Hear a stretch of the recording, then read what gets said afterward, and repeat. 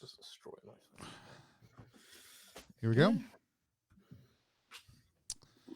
Hey everybody, welcome to our actual play of Shiver RPG, what we're calling early morning horror, which depending on where you are in the world, it may be early or not. For some of us, it was an absolutely horrible time to wake up. For others, it's the middle of the afternoon. My name is Tony Vicinda. I'm the chief alchemist over at Plus One, and we're excited to sit down with some of our favorite people as well as the creator of Shiver RPG and just dive into playing this amazingly creative system. I have never been one particularly for horror RPGs, but I just thought this one looked absolutely amazing, totally captivating, and pulled me right in. So I was super excited when Barney and Chris agreed to play, and super excited when Dan and Morgan were available to play with me. Speaking of which, let's just go around and have people introduce themselves really quickly, starting with Daniel. Hi, everyone. I'm Dan, or Daniel, either way. A podcaster and gamer. I love RPGs, especially horror RPGs, and this one looks so exciting. I'm very, very pumped to play it. Morgan, how about you?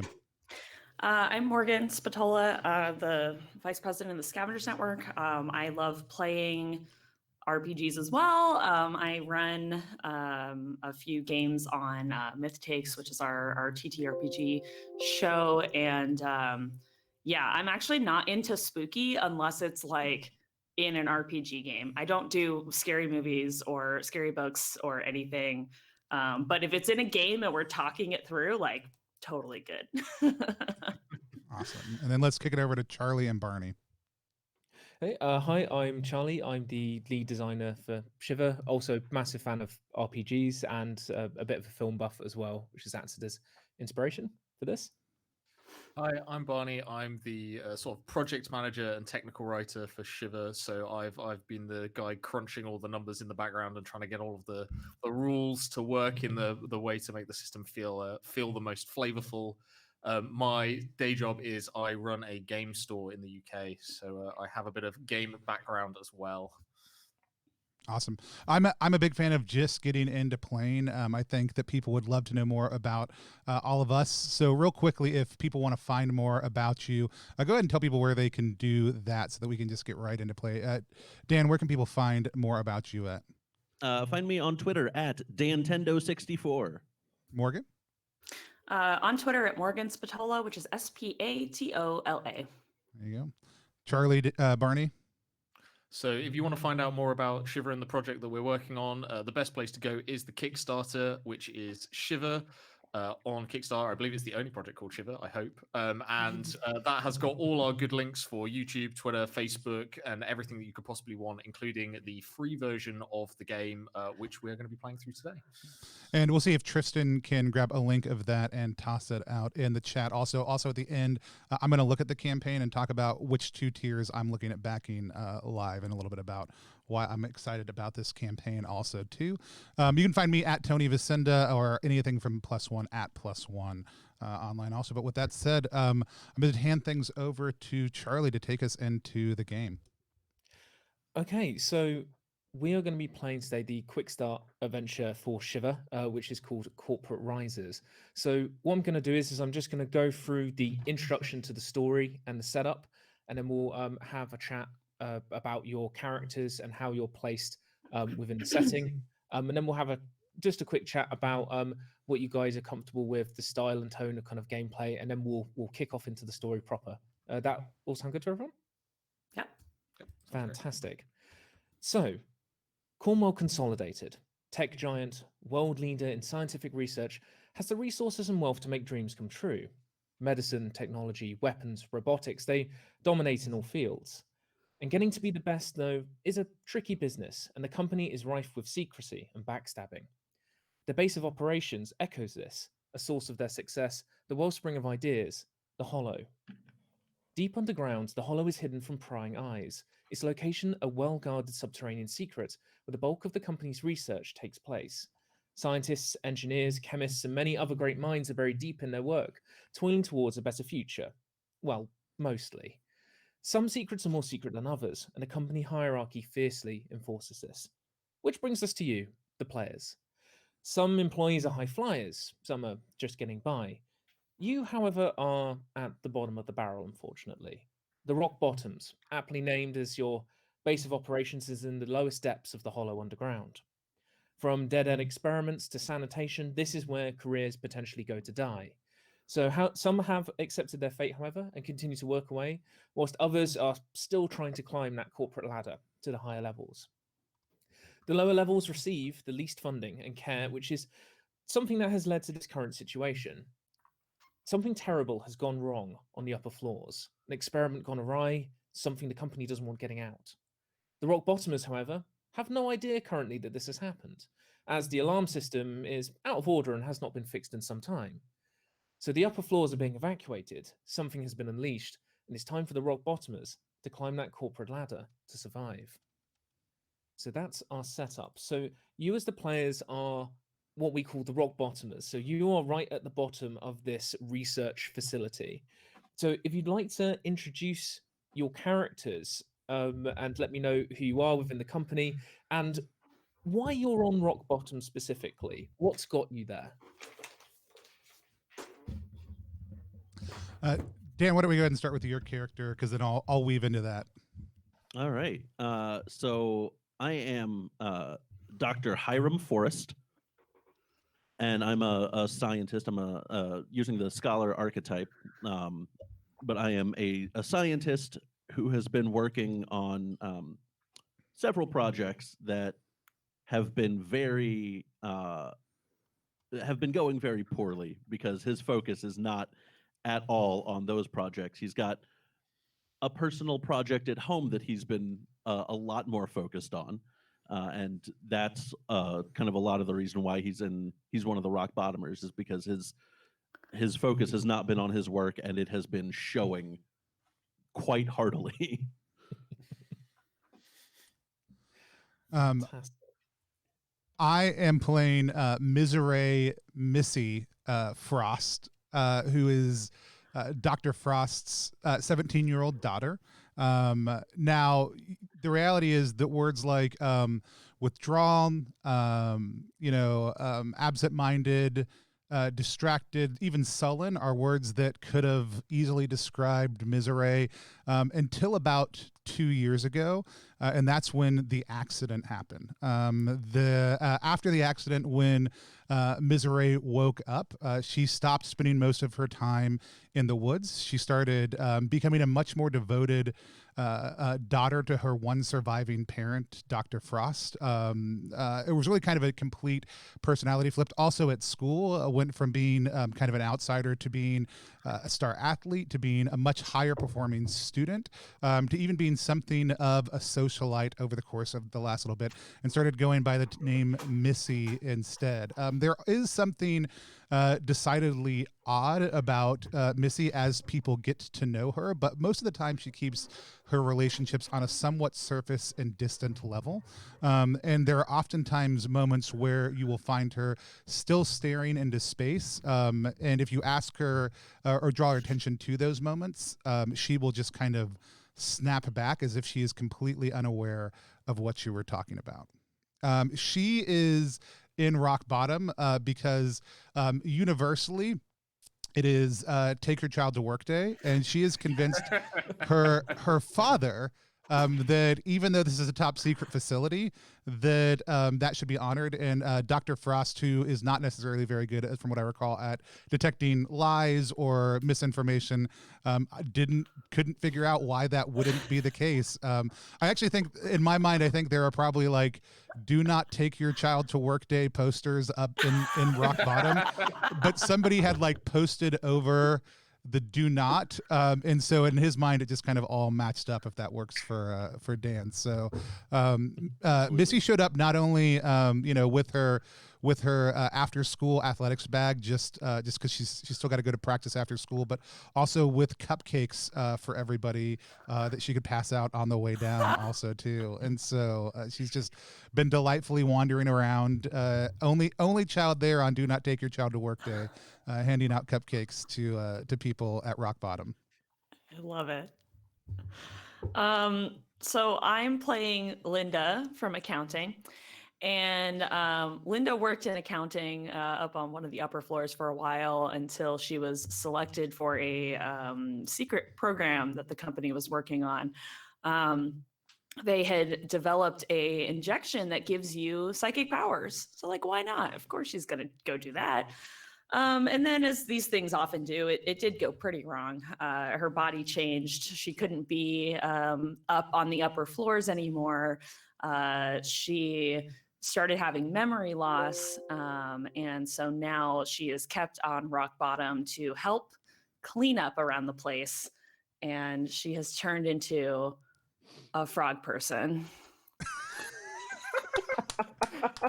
Amazing. Like there. So that's Linda. So she just wanders around mostly, mopping the floors and dusting the shelves and things, and everyone's like, oh, it's just Linda. She's harmless. So that's her whole deal. She's harmless as far as we know. I have a quick question about Linda from that. Is it a wig? It is a wig. Yes. It's a wig. Okay. I was just like, because the concept of a frog with hair was really starting to like. That's the real horror in this horror game. I was trying to grab it, and it's just. Oh. That's right. Yeah. They gave her clothes back, and they gave her it's a very like ratty sort of like clearly a wig, but she's like wearing this like stringy blonde bob wig around, and everyone's just like, okay, Linda, like that's fine. Oh, that's excellent.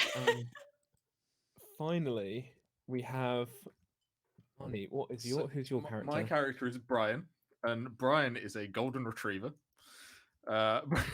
Brian is a well, he's been told that he's a failed experiment. They were working on a way to develop a new sort of emotional support animal in one of the more clandestine labs in the Hollow, and unfortunately, he failed all of the aptitude tests and is too stupid to be a support animal. He does, however, have a collar that the company has developed that allows him to speak to people. So he is now on the rock bottom, desperately trying to fulfill his dream of being a real support animal, and is just wandering around the floor being very nice to everybody. Oh, poor baby.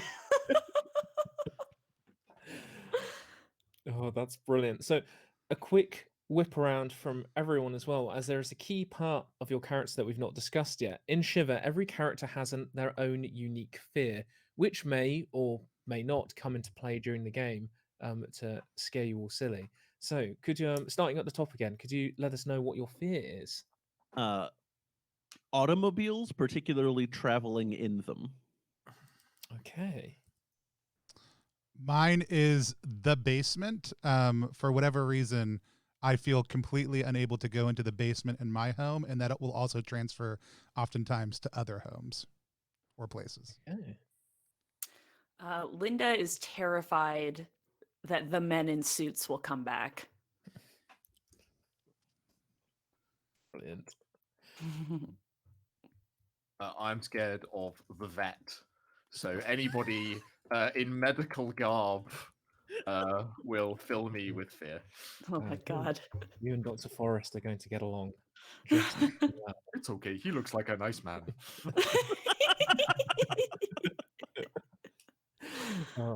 Excellent. So now we've got a good picture of who your characters are. Just before we kind of set off into the story, are there any kind of subject matters, elements of kind of player safety that you'd just like to quickly discuss before we kick off?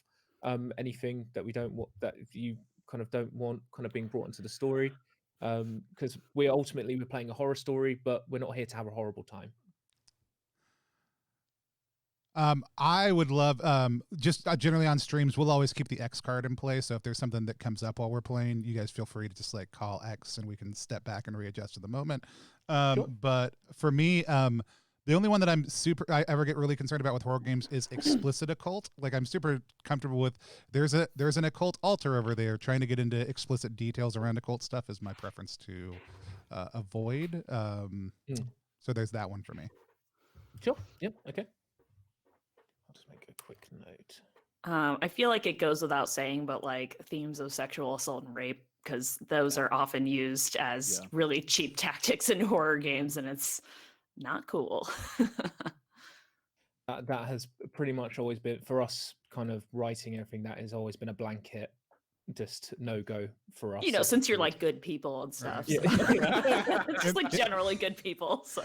It may go without saying, but it's always worth saying it. Yes, Oh, absolutely. yeah. It's always worth saying, definitely.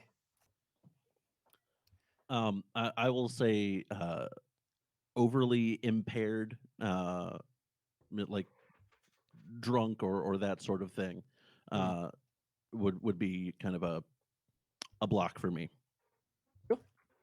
Okay. Excellent. And then, as playing a horror game, another thing just to bear in mind is what we tend to refer to as the gore level. As I will adjust my descriptions of certain events in the game to whatever you're comfortable with. So, one of the ways that we found is a really good way to do this, if someone has a reference to a TV show, a book, or a film that's kind of has horror themes within it, that gives us a good sense of kind of where to kind of gauge the kind of gore or violence within the story. I think for me, Cabin in the Woods is a good like peak level for me. Okay. I am like Morgan. I'm not very like horror movie. I don't watch a lot of horror movies, so I'm like raking my mind between. So I feel like I am okay with anything like certainly okay with anything that's like CW is what we would call it now. It wouldn't have been CW then. I don't remember what it was. Maybe WB, like Buffy, Angel, like that type of stuff. Would be totally fine. I'm also okay on the end of like spaghetti western of like there can be blood squirting everywhere as long as it reaches the level of melodrama almost. And I think for me the big thing is just not lingering on like grisly details. Like describing them directly is totally fine though with me. Sure thing. Cool. Excellent. Okay, So, what's that movie like Dale and Tucker versus Evil? Is that what it's called? Yeah, Tucker and That's Dale like versus the Evil. that's the scariest movie I've ever watched. No, like I didn't find it scary, but that's like the highest scary level that I've gotten to. So that's like, but like if you want to describe stuff, that's obviously that's cool. I'm a big storyteller, love stories, so I'm into it. We've had quite a lot of fun with Shiver because you can pretty much do anything from like Scooby-Doo to Saw. So it's just quite an interesting topic to start the game with because there's such a broad range of stuff you can do. Yeah.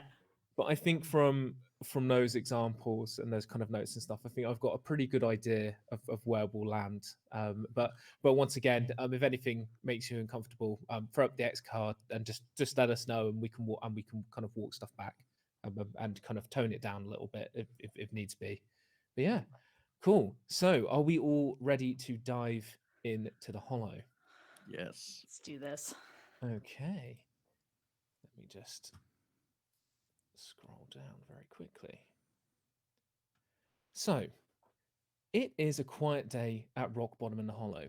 People are whiling away their hours until lunch, killing time and not really getting much done. The metal corridors are quiet by the hum of the bright fluorescent lamps and the bright light keeping the employees awake, but it doesn't really help them forget that there's a good couple of miles of soil between them and the surface. What are you all doing with your workday currently? Let's start with Dr. Forrest. I think I am trying to work out the specifics of a particular machine for one of the experiments that I'm working on. It is not like it should be firing a laser, and it's not firing that laser, and I'm trying to figure out why. Okay. Would you like to roll a smarts check for me to see if you can get this laser going? 2 successes and 2 strange. Excellent. Your very observant mind begins scanning over all the different mechanisms, and with a few tweaks and adjustments here, you get a nice bright red hot laser firing out of the machine, much to your excitement. That's more like it. And as you do so, you hear a jangling of a tray from behind you, and you look around and you see the nervous figure of Bobby B, the Rock Bottom's very own intern, carrying a very large tray with heavily laden with coffees, desperately trying not to spill them. Dr. Forrest, I've got coffee here. Coffee? You want coffee? I would love some, Bobby. Thank you. He kind of very shakily makes his way over to kind of a surface and gently places the tray down and kind of hands you a coffee. How's the old experiments going and stuff? They're going just about as good as you can expect, I guess. Fantastic. Well, I won't disturb your work. I'm gonna keep on going on my run. And he very gently takes up the coffee tray again, and says, is there anyone else around who you think him might need some coffee or? I haven't been paying attention, so I honestly don't know. And Bob goes, okay, that's fine. And he kind of backs out very slowly with the coffee tray and continues on his rounds.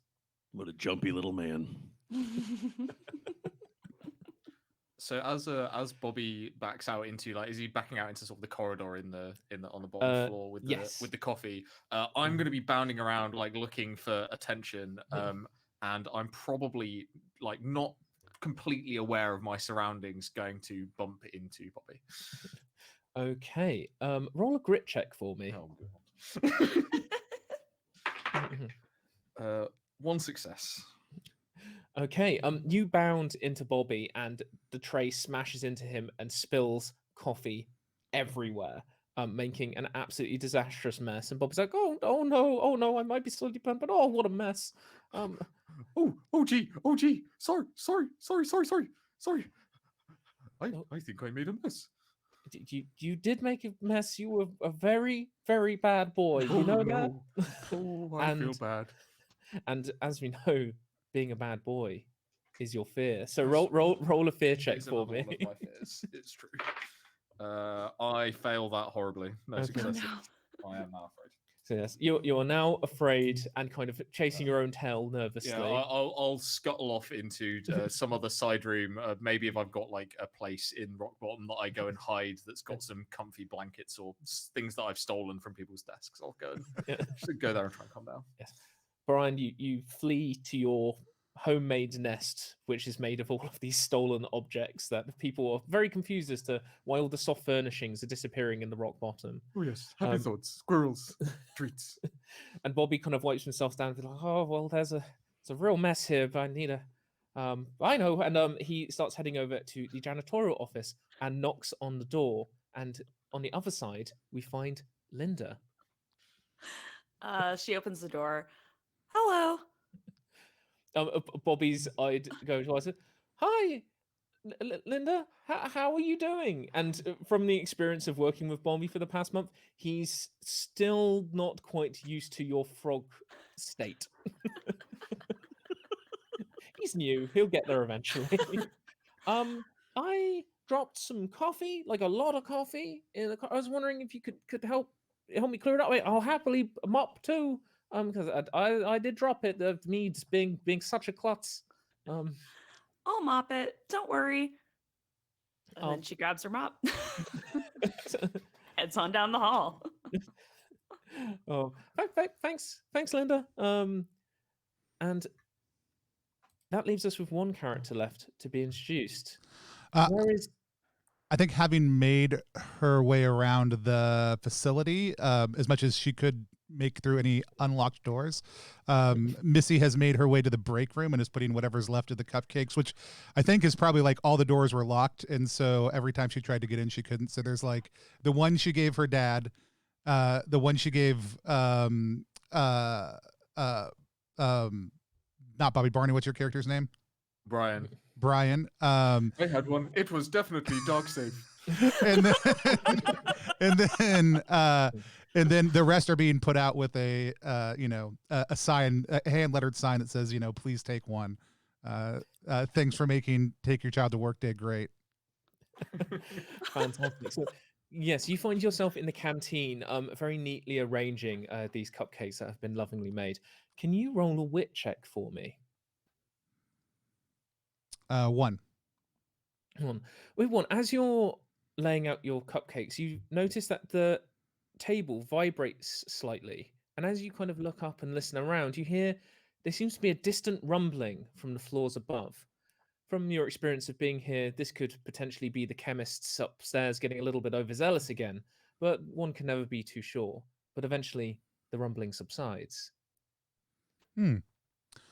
Well, I think I'll go check in on my dad just to make sure that he's okay and that there wasn't an accident in his lab, that it was something further up. Sure, cool. You kind of enter the corridor and kind of turn left and begin making your way up to the lab, making your way past the security office where Doug is hiding in his blanket fort, and head towards the lab. My name is Brian. As you head towards the lab past Bobby B and Linda, who are desperately mopping up what seems to be an ever-growing pool of black coffee, and head inside. Are y'all okay? Do you need any help? I'm okay. I'm mopping. Oh, okay. Let me know. Okay. And then I'll Dad, or is I heard a rumble. It sounded like it came from up, but I just wanted to make sure that you were all right. I'm fine. I forgot you were here. And, you didn't eat your cupcake yet. Well, I'm saving it, but Bobby came by, was offering people coffee. Bobby. Yes. He kind of you see he slides risky business style past the door and some coffee, and then claws his way back. Yes, yes, Mr. Dr. Forrest. How can I help? What's up? My daughter's here. She might want some coffee. Do you want some coffee? I actually just made a fresh pot in the break room. But yeah, whenever it's done, I'd love a cup. I mean, that's usually Bobby's job. Well, I know, but I figured I'm here for the day, so I mean, like, I might as well be helpful for everyone. Okay, well, that's okay, Dr. Forrest. I'll go check on it now. And you hear Bobby like try and run away, slips on the coffee, and you hear, "Oh, I'm okay. I'm okay. As he's just running down the corridor towards the cafeteria. Missy, usually we like to give him things to do that's busy work so that he doesn't wind up just messing everything up. So in the future, I'm sorry. It's okay. It's not that big a deal, but just. I was gonna say ask me next time, but I don't want that. Is there anything I can do to help you right now?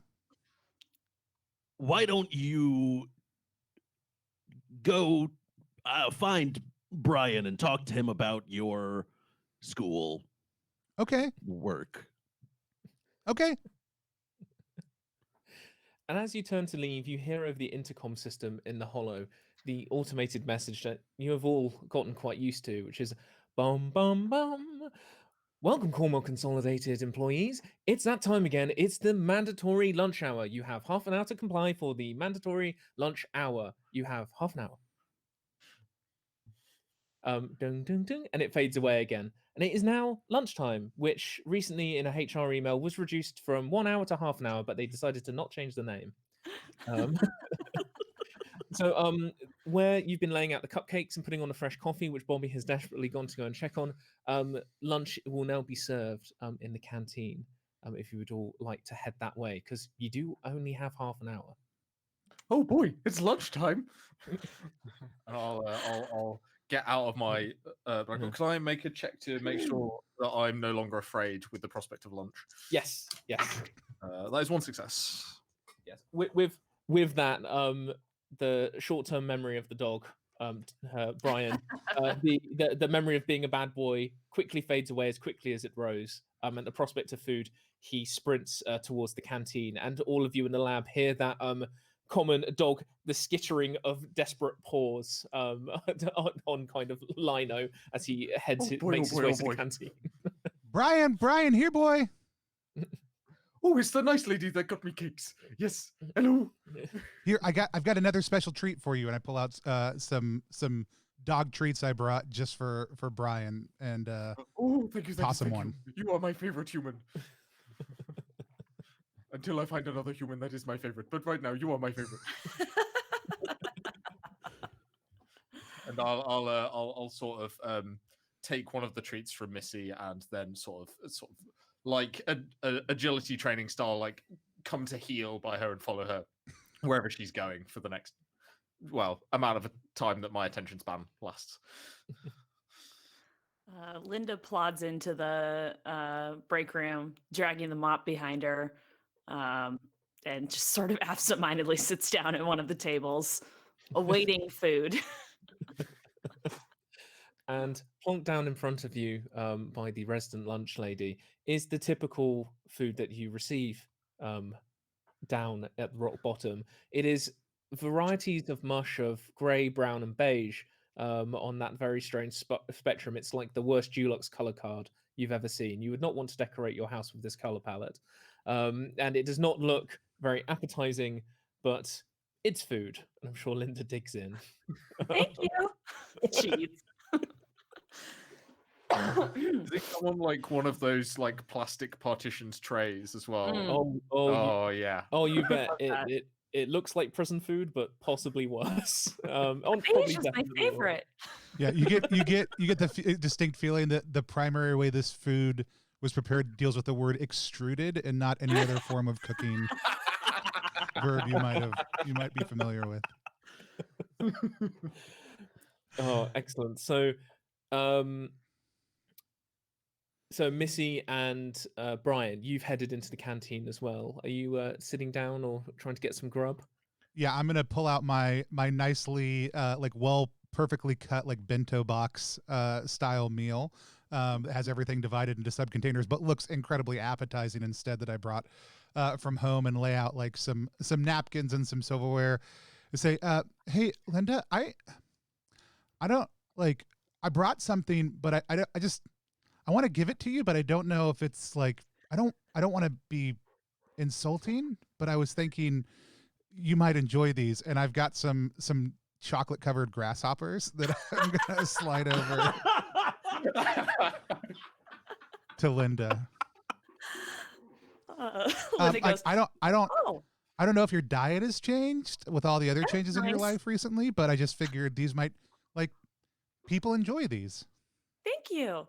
And she opens the bag of grasshoppers and upends the entire thing into her mouth in one fell swoop. These are delicious. Well, good. I'll remember that. And Missy pulls out a notebook that definitely on the inside cover doesn't say how to get people to actually like you, and have extensive notes taken about most people that she interacts with on a regular basis inside. Nice. So out of the corner of your eye, Missy, as you're making these notes, you see over by the coffee station, Bobby B seeing you making friends and doing pretty much his job, slightly better than him. He is pouring like from from the kind of coffee pot, and it's just kind of staring at you, and then it just the cup overflows and pours into his face. He's like, oh geez, like that, and he just kind of picks up the new thing trays coffees and starts distributing them to people. And with a splash of more coffee on the floor, brother. Oh no, did I make another mess? Not this time, Brian. That was all Bobby. Okay, Bobby, do you I'm need gonna help? Have some human food, and Brian will put his paws up on the table where the cakes are, and he's just going to grab another one and then pour off to the corner of the canteen and start eating it. Hopefully, not to be sick later. But Bobby will turn to me and be like, I'm good. I've got this, Missy. It's my job. And he looks up proudly and begins to continue distributing coffee. But like almost slips again on the kind of wet coffee stained shoes. It's like, nope, got it. Still got it. It's okay. Dr. Forrest, are you taking a lunch break? I am, yeah. I think at about this time, I make it to the canteen and I sit down with Missy and Linda. I think my lack of paying attention to other people has made me not realize that Linda is a frog person. Okay. It's all in the wig. Fooled you. Yeah. I just see A wig. a wig and clothes. I'm like, okay, it's just a person. So yeah, I'll sit down. I'll pull out my my brown paper bag that has a peanut butter banana sandwich in it, and that is it. And we'll dig in. All the food groups. Dad, you know, I already packed you a lunch, and I pull out an identical brown paper bag, but this one has a heart and the word dad written on it and has all the rest of the things in it besides a sandwich, because Missy knows that her dad would remember to make a sandwich and nothing else, but also has a 2-page long note just catching dad up on all the things that have been going on in Missy's life for the last like 24 hours. Oh my gosh. Oh, thank you, Missy. I appreciate that. I'm sorry I forgot. But thank you. You're always so thoughtful. Thank you, Dad. And I as don't you know thank what I your did. father, a hand reaches past directly in front of your face, Missy, and picks up one of your cupcakes roughly. And you look up and you see a man in a very neat black suit with slicked back hair Oh no. nonchalantly by, not paying any attention to any of you, just grabbing a cake and continuing. He takes a bite out of the cupcake, scowls a little bit, and then tosses it into a bin with a kind of a 3-point shot, and sits down at a table by himself and begins going through some paperwork and snaps his fingers, and Bobby runs over as fast as he can, desperately trying not to slip, and carefully places a cup of coffee in front of him. You know this man to be someone from the upper floors, someone you don't see down here very often. His name is Maxwell Duquesne. Linda's petrified. So yeah, Linda, if you'd like to roll a fear check for me as Okay. the suits have arrived. Yes. Actually, how do I roll a fear check? What is that? Yeah. So when you're rolling for a fear check, you're rolling Nice. strange. Strange. Okay. So each fear check, like any kind of check in Shiver, has a challenge rating. So if it's more scary, you'll need more strange symbols in order to kind of keep a level head. I think we Okay, also and my may have covered strange this pool- when Morgan, did we tell you about the dice roller? Okay, I saw that. Now's a good time to bring it up. I saw the dice roller link in the PDF, and the link didn't work, so I never actually got the dice roller. But there's this handy dice conversion chart that I was going to use, although I realized that the dice roller might be easier. So if you go to www.shiverrpg.com, there's just a tab at the top that says Shiver Dice Roller, and it's just a dice roller app that we built for kind of running the tests and things. That's free to use, so I can walk you through once you've got that up. So while Morgan does that, Charlie, tell us a little bit more about the way that skill checks work in Shiver. Sure. So in Shiver, you have 6 core skill areas. You have grit, wit, smarts, heart, luck, and strange. And they all are associated with different activities and skills and abilities that someone might have. So grit is your kind of muscly strength type based thing. If you want to pick up something heavy, kick down a door, leap across a kind of gaping chasm, that's probably going to be grit. Wit is all about speed and kind of reaction speeds. So that is all about kind of being quick on your feet and kind of reacting to things very quickly. Smarts is anything kind of intelligence based. So it's operating machinery and kind of investigating kind of mysteries and medicine. Then hearts is how charming can you be or how intimidating you want to be. It's all about interacting people and your kind of general charisma, whichever way you want to go with it. Then you have luck, which is the general chance level you have around your character. How lucky are you as a person, which is quite strange sometimes. But if anything is determined by random effects, so if there's a storm and a lightning strikes, if you've got the highest luck and everyone rolls a luck check, you're most likely to be you're least likely to be the one hit by lightning. And then lastly, we have strange, which governs things like fear, but also anything that's unnatural within the game. So using magic, transforming into a werewolf, anything frog-based, I assume, for Linda, which will be climbing on walls or throwing out a long tongue to catch a fly. That would probably come under strange. So the way that you roll a check is that if you tell me, the director, the kind of game master, what you want to do, I'll assign that to a core skill. So say you wanted to kick down a door, I'd say that was grit. Then you have a certain number of skill points and talent points, which determine how many dice you roll in your pool. So if you have 4 skill points, you would roll 4 skill die, which are D6 die, which have 1 symbol of every core skill on there, and then our talent die, which is the 8-sided die, which has a much higher chance of success. Talent die are therefore something that you're particularly skilled in, and usually is associated with your archetype. So you roll your pool and you're looking for the symbols associated with that core skill. So for grit, it's a big old orange fist. And if you roll enough fists, then you succeed. And the thing with Shiver is that the harder things are, the more symbols you need. So if challenge rating is 1, you'll need 1 symbol. If it's 3, you'll need 3 symbols. And in this case, one of the things I thought was cool about it also was there's a little bit of an auricular quality to it. Like the GM can look at what was rolled, so even if it's a failure, it gives you some sort of indicator potentially into what that might imply story-wise. It's something, you know, what happened. Yeah, we call it reading the knuckle bones, in the sense that in my kind of design ethos is that every time you roll dice, you should be moving the story forwards. So the great thing about having symbolic dice is that when we kind of roll the pool, if you fail, but say you rolled, like take kicking the door, for example, you roll no grit, but you roll 4 smarts, you kick at the door, you sprain your ankle, and as you're hopping, you look down and you realize it's a pull door. And you're like, and so that way it gives you access. Or if you rolled a load of strange and things go wrong, you make a hell of a racket, and maybe a guard opens the door and a fight might ensue as you're trying to break into somebody's property. So it can always move the story forwards, but just not always in the way that you expect. Awesome. Well, all that being said, I've got the dice roller now instead of trying to convert everything over. And I've rolled my strange pool, and I've got 2 successes and 2 strange, it says. Fantastic. Yes, because you're rolling your strange, your success and your strange will pretty much always mimic one another, Right. in that regard.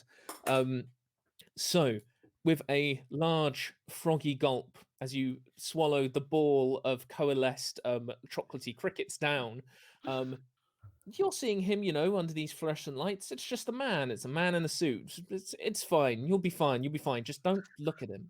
Okay.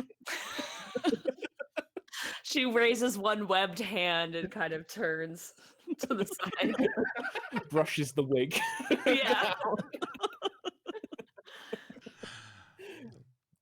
Excellent. So yes, he sat down, kind of working away at some paperwork as you all dig into your lunch. However, you all hear a rumbling again, but this time it's much louder, and the walls begin to shake quite violently, and the lights begin to flicker. Brian, you as an animal in particular, this freaks you out, as obviously your senses are a little bit more heightened compared to everyone else's. This is the equivalent of sensory overload. Something is going down. Oh no, I don't like it. And Brian will go and run under the table where everyone's sitting and sort of shake. And Linda sort of puts her hand on her stomach and goes, "I'm hungry." And as you say that, the lights go out. Oh. And Missy, I'd like you to roll a fear check for me, because being down in the dark at the bottom of this strange research facility reminds you of being in a basement. So which one? Grit? So for a fear check, it will be strange. Strange. Thank you. Yeah. I have 1 success. Okay. You begin to breathe faster and faster, getting more nervous, but manage to keep your cool just long enough until the red emergency lighting comes on, and you can begin to see in the dull red light. And you hear some distant screams that get louder and louder as suddenly one of the employees on the rock bottom runs to the door of the canteen, looking heavily disheveled and slightly splattered in blood, and just goes, "There's something in the mailroom! It's in the mailroom!" Like that, and then just runs away. And a few other people flee as well. What would you like to do? Oh no.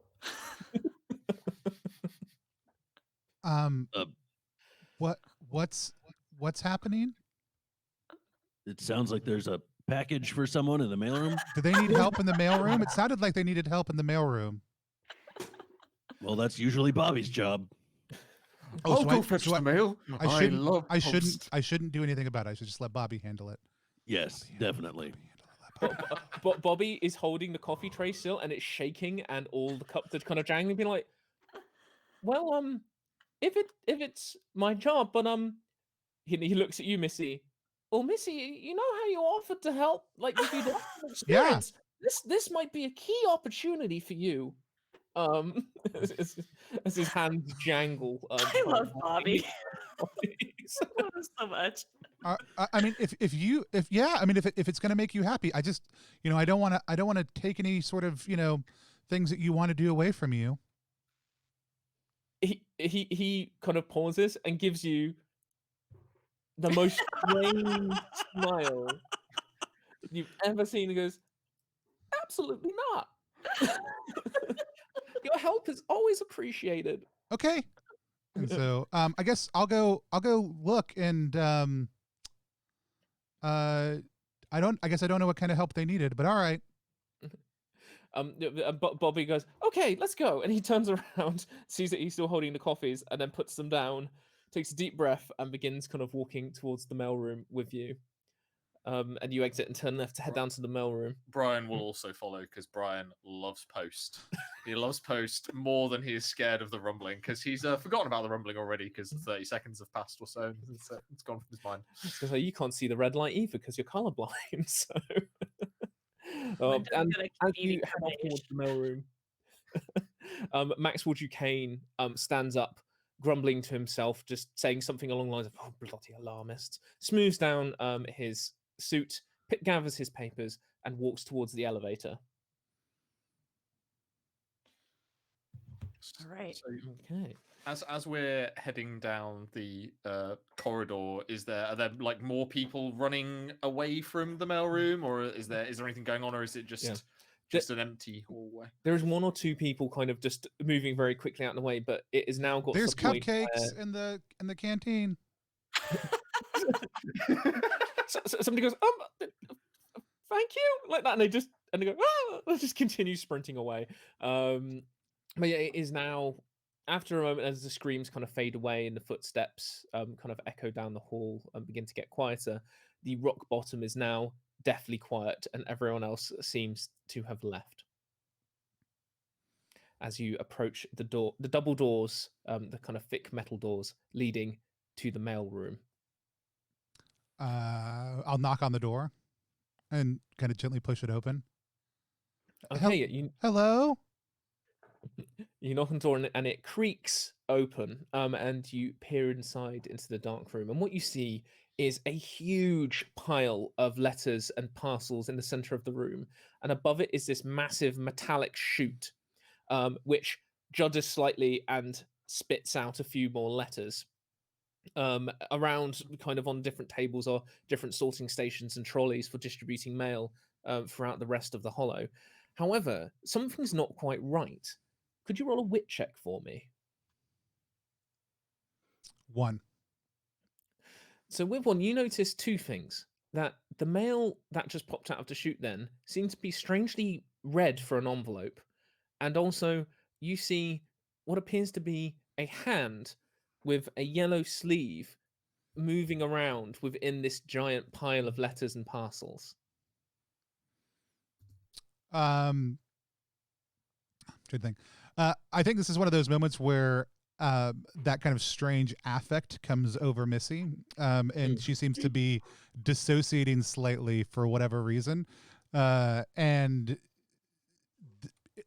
even though this might be a normal weird situation for other people, so it looks like somebody lost their hand. I'll go over and check the red letter and see who it's addressed to, just thinking this looks like it's important.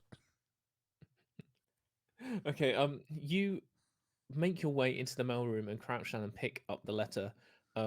You turn it over and it appears just to be junk mail. They're saying like, "You are a winner," like that through the plastic see-through element of the envelope. But as you look at the red nature of it, you realize the envelope isn't red. It looks like a bloody handprint where someone has grasped the letter. Oh, I guess this isn't for me. Is this yours, Brian? And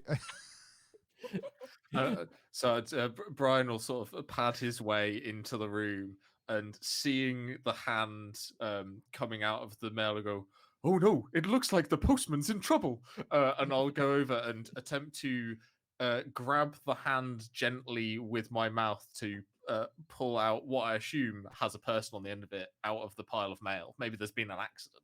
Okay, roll a grit check for me to drag the postman out of the pile of mail. That's 2 successes.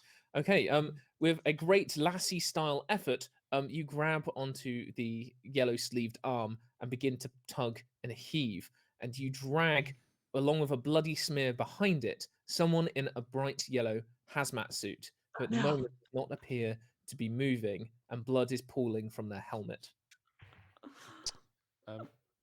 Can I make a check to see if they're all right? Like, give them a nuzzle. Okay, Are you okay? that is going to be a smarts check for you. Oh, for, dear. for a dog to try and do medicine. That's only 1 dice for Brian. He is not very bright. He gets a grit. You nudge him quite hard with your snoot, but he does not move. I think he might be asleep.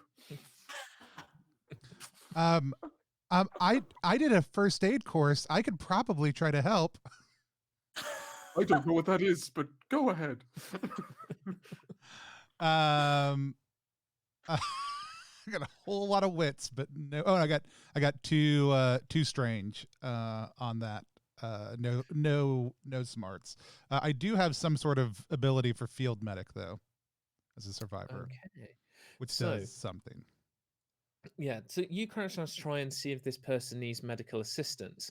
However, as you didn't roll any smarts and you failed the roll, and you also got some strange, this ticks up what is known as the doom clock. So when you fail a roll and you roll strange, it ticks up the doom clock by 1 minute for each symbol present.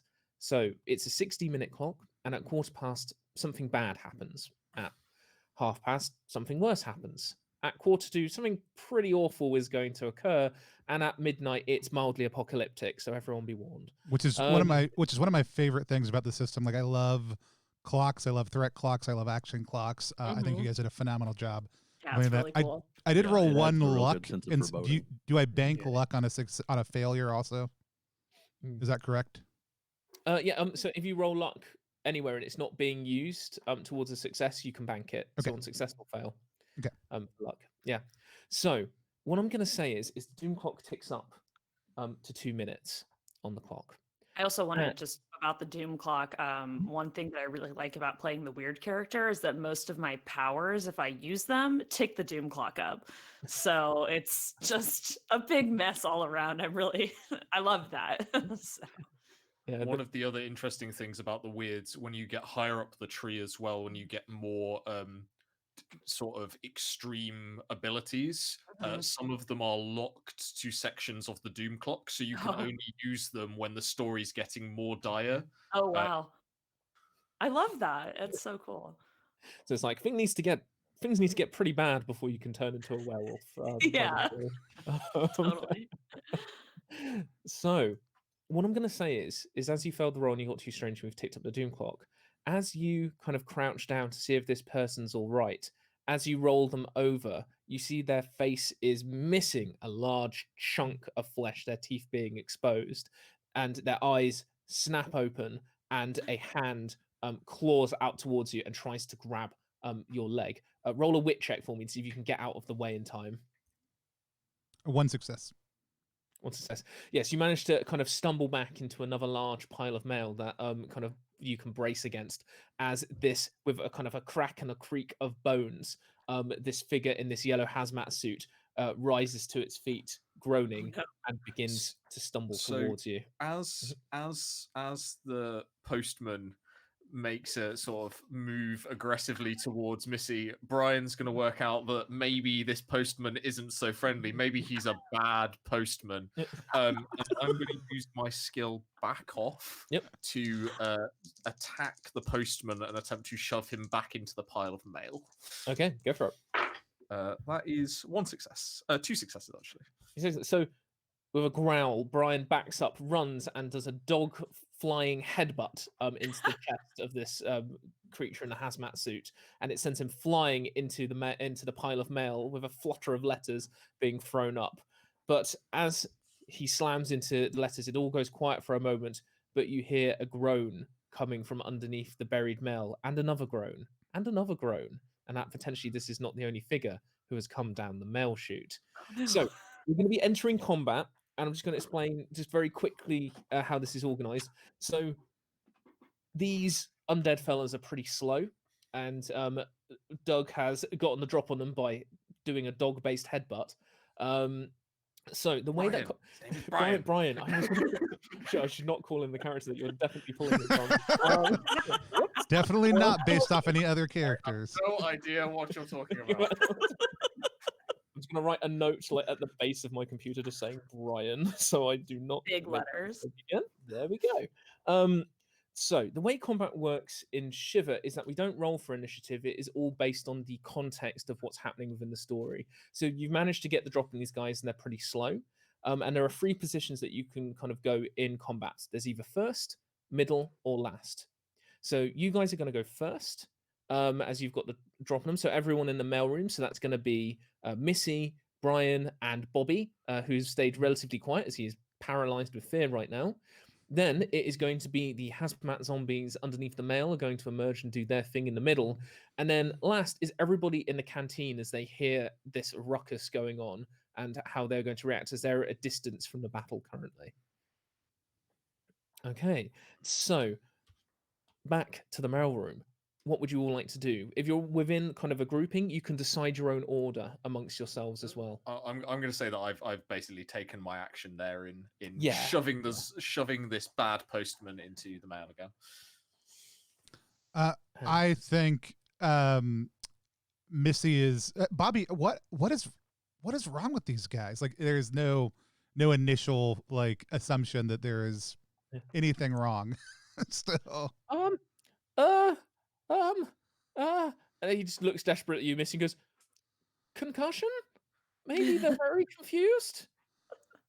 I mean, I guess he did look pretty hurt. Maybe he just fell down the mail chute, and I mean, it's a long way. Are y'all okay? And you hear a response. There's a brief pause and and like a kind of deep, throaty gurgling from the pile of mail as the mail shifts and turns in the pile as something tries to move its way forward. I think we should go. These postmen smell bad. Yeah, I think Missy will start kind of pushing Bobby back towards the door a little bit. It's Bobby is kind of frozen, and you tug at his arms. It's like, but what if they are injured? And I can't. He kind of grabs you by the shoulder and says, "I can't get a bad performance review. I can't. I cannot. I can't survive it.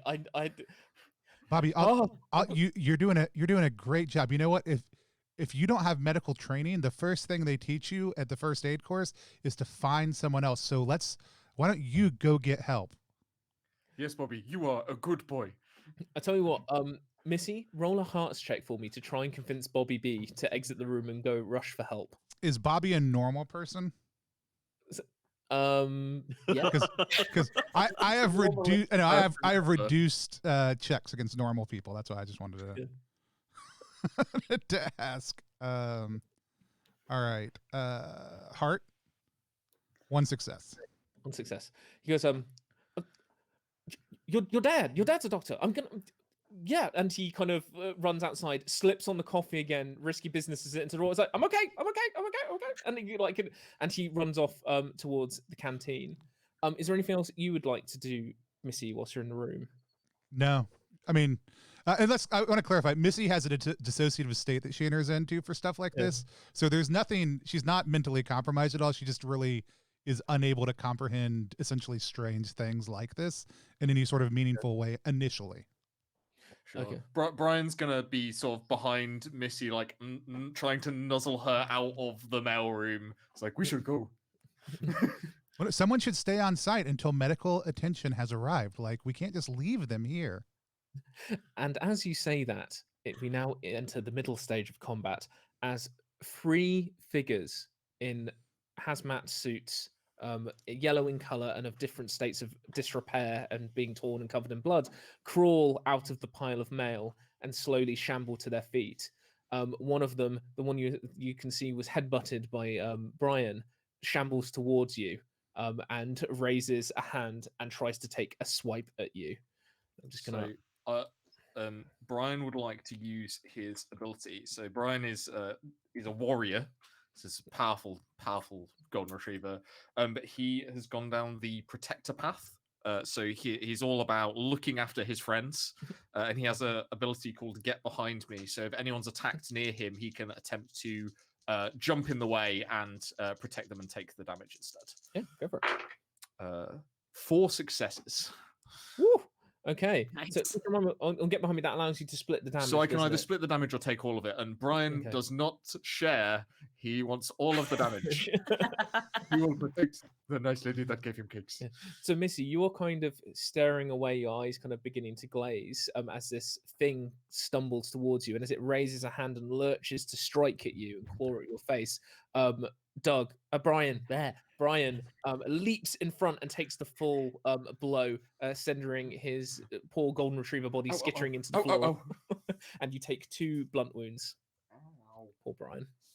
So I'm just going to use my ability Tough, Mhm. which is my innate warrior ability, which does nothing. Okay, Fine. and the other guys in hazmat suits slowly shamble into the room, and they are also moving towards you, Missy, and that is going to be their turn as they are quite slow. And now we're going to cut over to the canteen in the last position of combat as you, Dr. Forrest, and everyone there, and Linda, you are starting to hear a bit of a commotion building up from the mailroom as Bobby B, once again, risky business, slides past the canteen and then calls his way back and be like, we've got a situation in the mailroom. There's some guys and they're bleeding. I think they might have a concussion. They maybe fell down the mail chute, and Missy's there, like keeping an eye on things with Brian. But Dr. Forrest, we could really use someone with some medical expertise potentially help.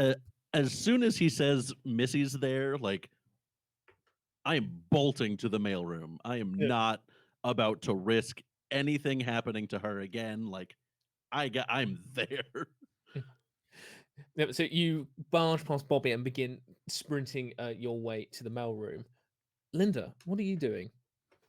Linda finishes eating her food and picks up the tray and takes it over to the little tray return. All done. And then she walks out with her mop and she's like, I'm going to find a mess, and starts walking down towards the mailroom. Fantastic. You wander past Maxwell Duquesne, who is still the only person now left on rock bottom by the elevator, pressing the buttons, being like, why do these things never bloody work? Like that. He just seems not really paying attention to anything that's going on. He does not want to take the stairs. And you continue all the way past to the mailroom, where Dr. Forrest, you throw open the door and see a zombie stumbling back in its hazmat suit away from Missy as Brian has valiantly dived in the way, but 2 more shambling their way towards your daughter. And that's going to take us to the top of the order again. So, Missy, Brian, what would you like to do? So I'll let Missy act first because I've kind of just been knocked off a little bit. Hey, that's not nice. And Missy pulls out her field hockey stick from slung over her back in her backpack, and is gonna body check this guy backwards. Go for it. Roll a grit attack for me. I got a strange. I got some luck, but I got no grit. Ooh, I have it. Did you get? Do what? How much luck did you roll? I got 2 luck. So when you roll 2 luck, you can do one of 2 things in this game. You can either convert it into a single success for the core skill that you're rolling in, or you can choose to tick the doom clock back by 1 minute. I can do a single success. I also think my character as a survivor has an ability to re-roll things. I don't know how that works at all. Do I just say I want to re-roll that? Yeah, so you can say like, okay, I want to use my skill, which is it's the Deus Ex Machina skill, isn't it, to reroll? Yeah. And yeah, you can choose to expend that and reroll your pool and let the fates decide. And is that reusable, or is that like a one-time use thing? So I think you can use it 3 times from Okay. off the top of my head. Okay. We'll limit it to 3 for this game. But Okay. I'll say if you want to convert, no, I'll your take it to success. 1 success. I also have, I think, basic is best whenever I'm trying to do bludgeoning damage. I do +1 for whatever that matters. Fantastic. So I'm going to say that your hockey stick is you're a pretty skilled player on the team. Some might say a star player. So your hockey stick is going to do 3 blunt damage, and you kind of rear back and go for a goal shot on this zombie's head, and you smack it in the jaw, and its head cricks around slightly too far, and you do a good amount of damage on this zombie, but it slowly cracks its neck back and looks at you and keeps on coming. Cool. Would you like to do anything else? You've got your interact and your move left. If you'd like to try anything else. I'm gonna move towards Brian, and just kind of position myself between him and the zombies. Cool. So currently you're in a brawl. Is what we call it with this zombie. So Okay. to do that, you'll use your interact to escape. But that will occur a reaction from the zombie. So it will try and have a swipe at you if you want to back away. I don't know if that I'm thinking is back away so much as move my body in between. Oh, sure. the two Okay, of them. yeah. So you want to keep in the brawl with it. That's actually fine. Right. So yeah, so you begin kind of circling around Right. this zombie, moving towards Brian. That takes us to our faithful doggo friend. What would you like to do? I was just going to clarify on the reroll skill. Some skills in abilities in Shiver have another sort of doom clock limiter. So the reroll Deus Ex Machina is once per doom quarter, so you can use it once and then it resets whenever a doom event happens. So when we get to quarter past on the clock, you can use it again. Cool. Brian is going to sort of shake off the attack. He's like, oh, that is a very, very bad smelly postman. And is going to sort of sidle round past Missy to look at the one that just hits him even, and is just going to make an attack. Okay. I'm going to try and worry the leg of this hazmat suit. That is 2 successes. 2 successes, yeah. So you circle around to the back of this hazmat zombie, and your jaws latch onto its leg, and you give it a good shake. Let's say that yours does 3 damage as well. So with this zombie, it's taken quite a beating now. It's already damaged from its trip down the mail chute. Brian tugs and pulls on the leg until it gives, and the zombie slips forward, its head hitting the hard floor, and a pool of blood. You hear a squish, and a pool of blood begins to kind of radiate out from the suit, and the zombie lies still. But the other 2 zombies, it is their turn now, and they are going to shamble ever forwards. So moving forward, one of them is going to move forward and try and grasp at Brian. So I'm going to make a roll for him. And he misses. The dog easily weaving in between its legs and kind of out of the way of the kind of slow grasp of the zombie. I'm an agility champion. And the other zombie is going to shamble over to you, Missy, and try and grasp it to you. And that one misses as well. You kind of like poke it in the chest with your hockey stick, like, yeah, get back. And it's like just clawing at you kind of uselessly. But yeah. And so now that brings us to the last section of the order. So Dr. Forrest, Linda, and Bobby B. What would you all like to do? I will defer to Linda first. Oh, I was gonna say, I think you got there before Linda did, though. So I was gonna defer to you. So, because Linda's just taking her time, whereas Dr. Forrest ran over there. So That's fair. sorry. No, it's all right.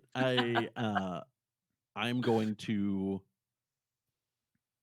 I think, charge ahead and try and kick back one of the zombies. Okay. So roll a grit attack for me. All right. That is 1 success. Okay, you bring down the hard boot of science into this zombie, and you make it stumble back away from your daughter and deal it 1 wound. It doesn't really seem to do a huge amount of damage, but you have managed to kind of distract it and pull it away from Missy. Missy, are you okay? Yeah, these guys are not nice, Dad. Like, everybody here has always been super friendly. All the times you've brought me here, these guys are not. Yes, they are rude and they smell really, really bad. They look like they smell pretty bad. Okay. Great. We'll see what we can do.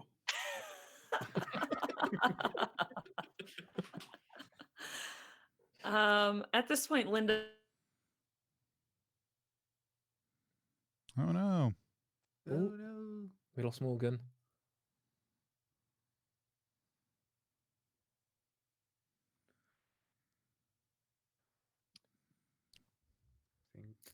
Well, do we want to She just sit? had a frog in her throat. Ah. Do you want Bobby B to? Yeah. I was gonna say, whilst we wait for Morgan, should we run through what Bobby B is going to do, and see if we can get Morgan back? Yeah.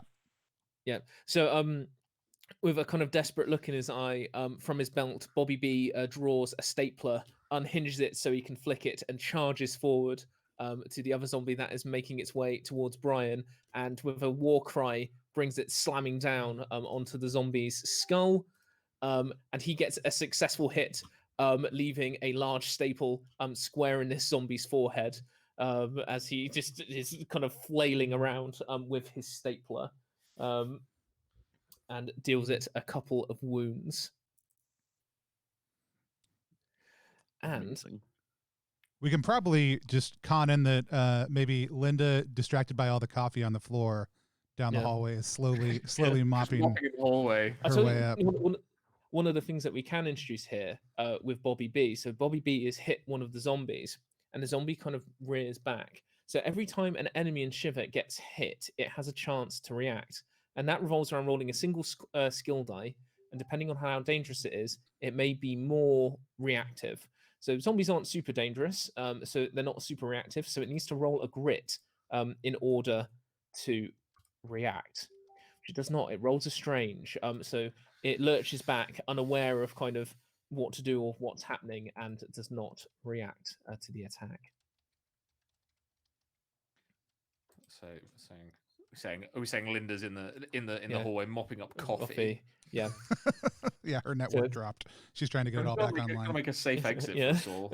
Wouldn't want that's health and safety is the top priority at Cromwell Consolidated with all of the lasers and zombies. Yeah, she definitely affirms that is 100% what Linda would be doing right now, is just mopping up in the hallway, on their way to cleaning up that bigger mess in the mailroom. Yeah, Linda found the sub mess that she needs to deal with before That's the right. bigger one. So with that in mind, that will bring us back round to the top of the order, to everyone who's going first. So that'll be Missy and Brian. What would you like to do? So I've got one right in front of me. Still, is that correct? One right in front of you, but your dad has come in and done a science kick to the chest, and shifted him back. So it's a little bit staggered now, and you've got one to your right that was hovering over Brian. That is now being attacked by Bobby B, the intern, with a stapler. Okay. Be careful, Dad. They're real mean. I can handle that. She is probably going to take a slightly like step back position behind her dad just to make sure that he doesn't get hurt. So at this point, she's not going to actively engage a zombie. She's just going to kind of hold position next to her dad. Okay, so yeah, you back up behind your dad, hockey stick ready to help keep this zombie at bay.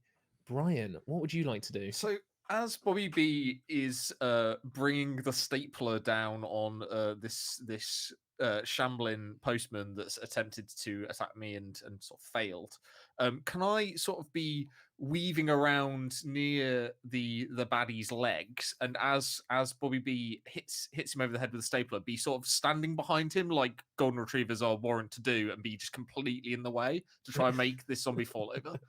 Yeah, roll a grit check for me to brace against the zombie kind of colliding with you. He's a big postman. 1 success. Fantastic.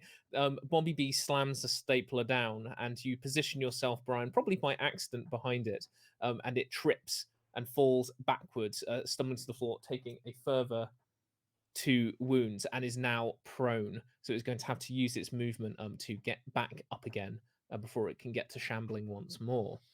Excellent. So that is going to bring us to the zombies themselves. So one of them is going to shamble forwards and try clawing at you, Dr. Forrest, after you kicked it in the chest. And it rolls 2 successes. So it claws down at you and slams its hand down and deals you 2 blunt wounds. All right.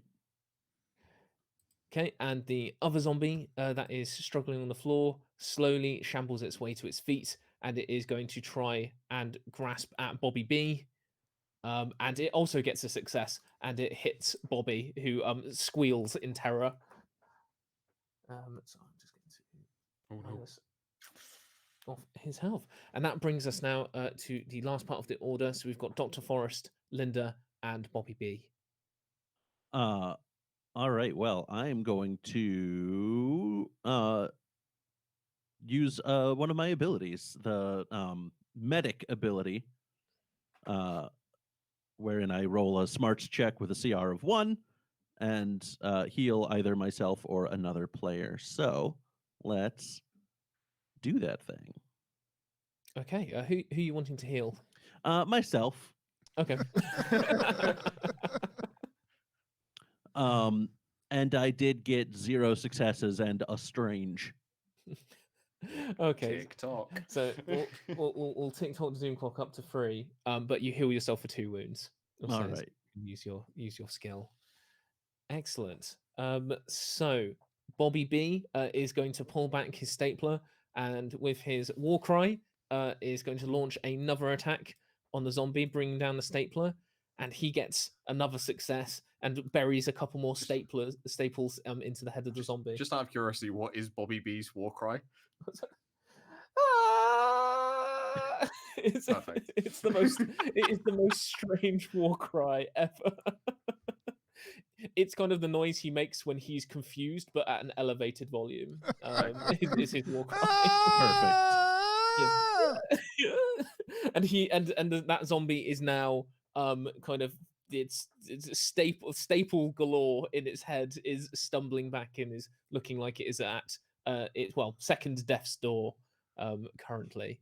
And we cut away briefly to Linda, who is humming to herself,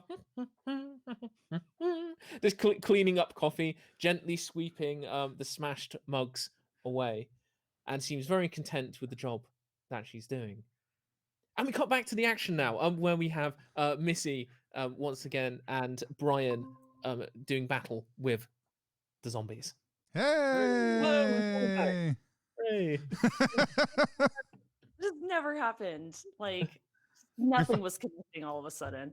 Oh, you really, like I said, we had you mopping up the hallway because that was kind of what you had indicated, and you said that was worked. perfect. So we just Yep. finished you mopping, gently humming to yourself while doing so on your way down the hallway.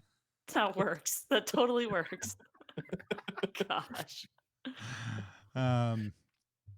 Sweet. Having seen my dad be attacked by these things, and that overwhelms her sense of kind of placidness, and all of a sudden we see kind of a real sense of anger enter into the eyes of Missy as she just hauls off and smacks this guy across the head with her hockey stick.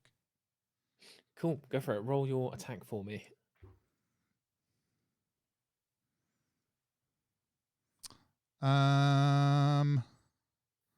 I've got 1 strange. Oh dear. So that takes us to 4 minutes past doom. As your hockey stick sails high over the head of the zombie, and you stumble a little bit closer towards it within the range of the zombie's grasp. Brian, what would you like to do? Seeing Missy obviously sort of upset by her dad being being injured, and also wanting to come to the aid of the doctor, who's been very nice to him while he's been on rock bottom. He's going to see Missy in danger and charge at the zombie, attempting to once again shove it into a pile of post. 2 successes. Okay, yeah, you slam into that zombie and it stumbles around, kind of flailing backwards, and falls into one of the sorting desks on the side, where a precariously positioned letter opener is facing upwards, and it lands its head straight onto the letter opener and rolls back off and slumps down to the floor, lying still. So there is only one zombie now remaining, currently tussling with Bobby B, the intrepid, if somewhat useless intern. And that zombie is going to roll an attack against Bobby B. And it gets another hit on him, unfortunately, as it rakes against his face, and he squeals in pain. But that now brings us to the people in the last in the order. So we've got Dr. Forrest and Linda, as well as Bobby B himself. What would you all like to do?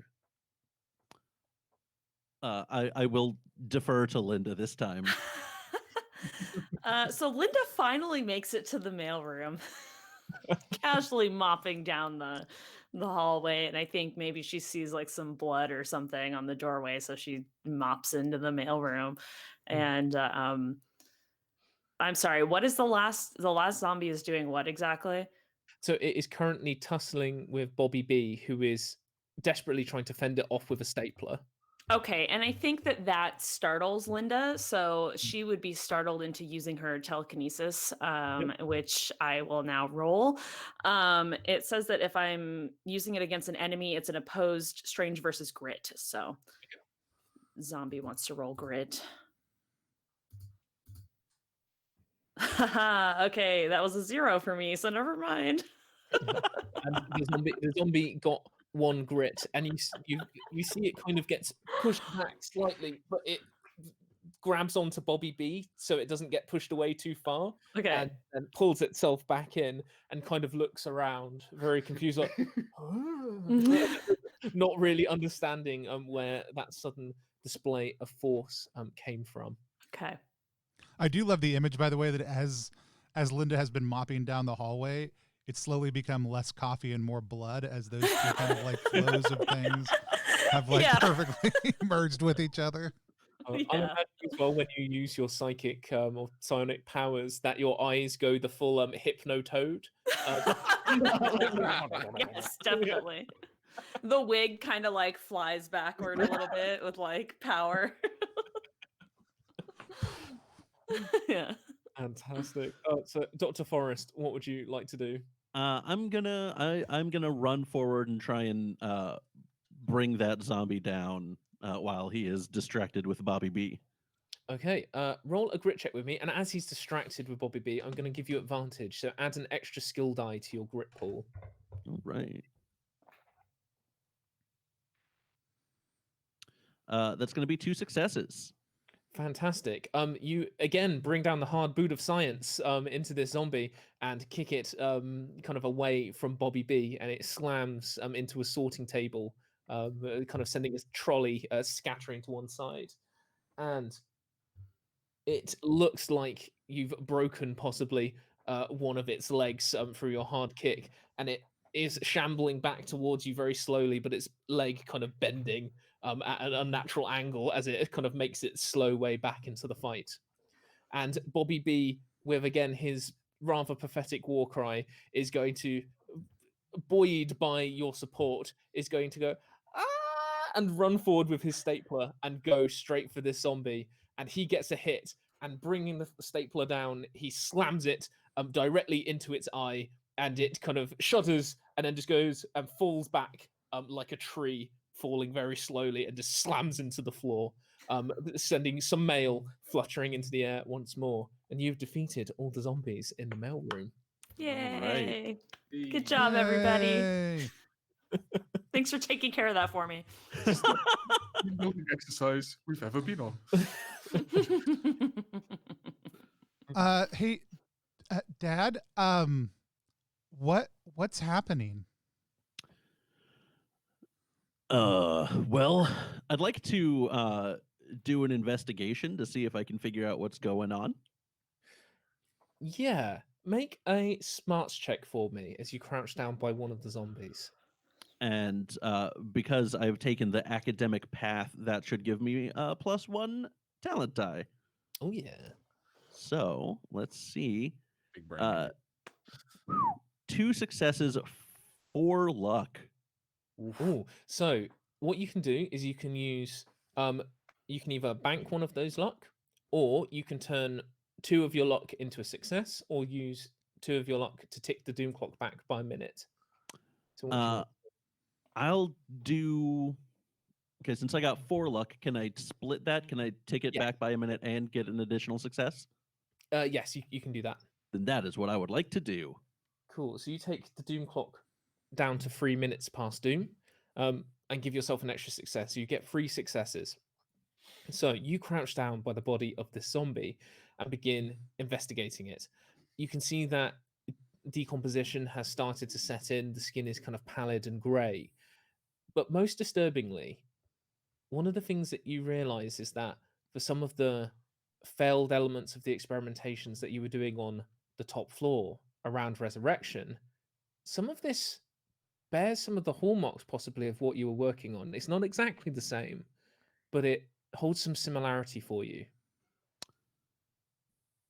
All right. Well, it looks like what we have here is some reanimation type things going on. It seems maybe less successful than certain experiments that I've had before, but there's something weird about it. I can't quite put my finger on, but yeah, this seems not good. Bobby B nervously like reloading like his stapler with staple. And says, "You just to clarify, you know, I've seen movies and stuff. Are we using the Z word? Is that happening? Is that a thing? Are we just gonna say it, or is it? Do you mean xylophone? That does not start with a Z. Oh boy. I think we can say zombie. Yes. Yes. Okay, so these zombies have come from the upper floor. Great. That's fine. That's absolutely fine. Great. And he clicks his stapler shut and returns it to his belt. It's all fine. Should I clean this? I mean, I feel like that's probably a different type of cleanup. Like, don't you have to have like special equipment for that? I have a mop.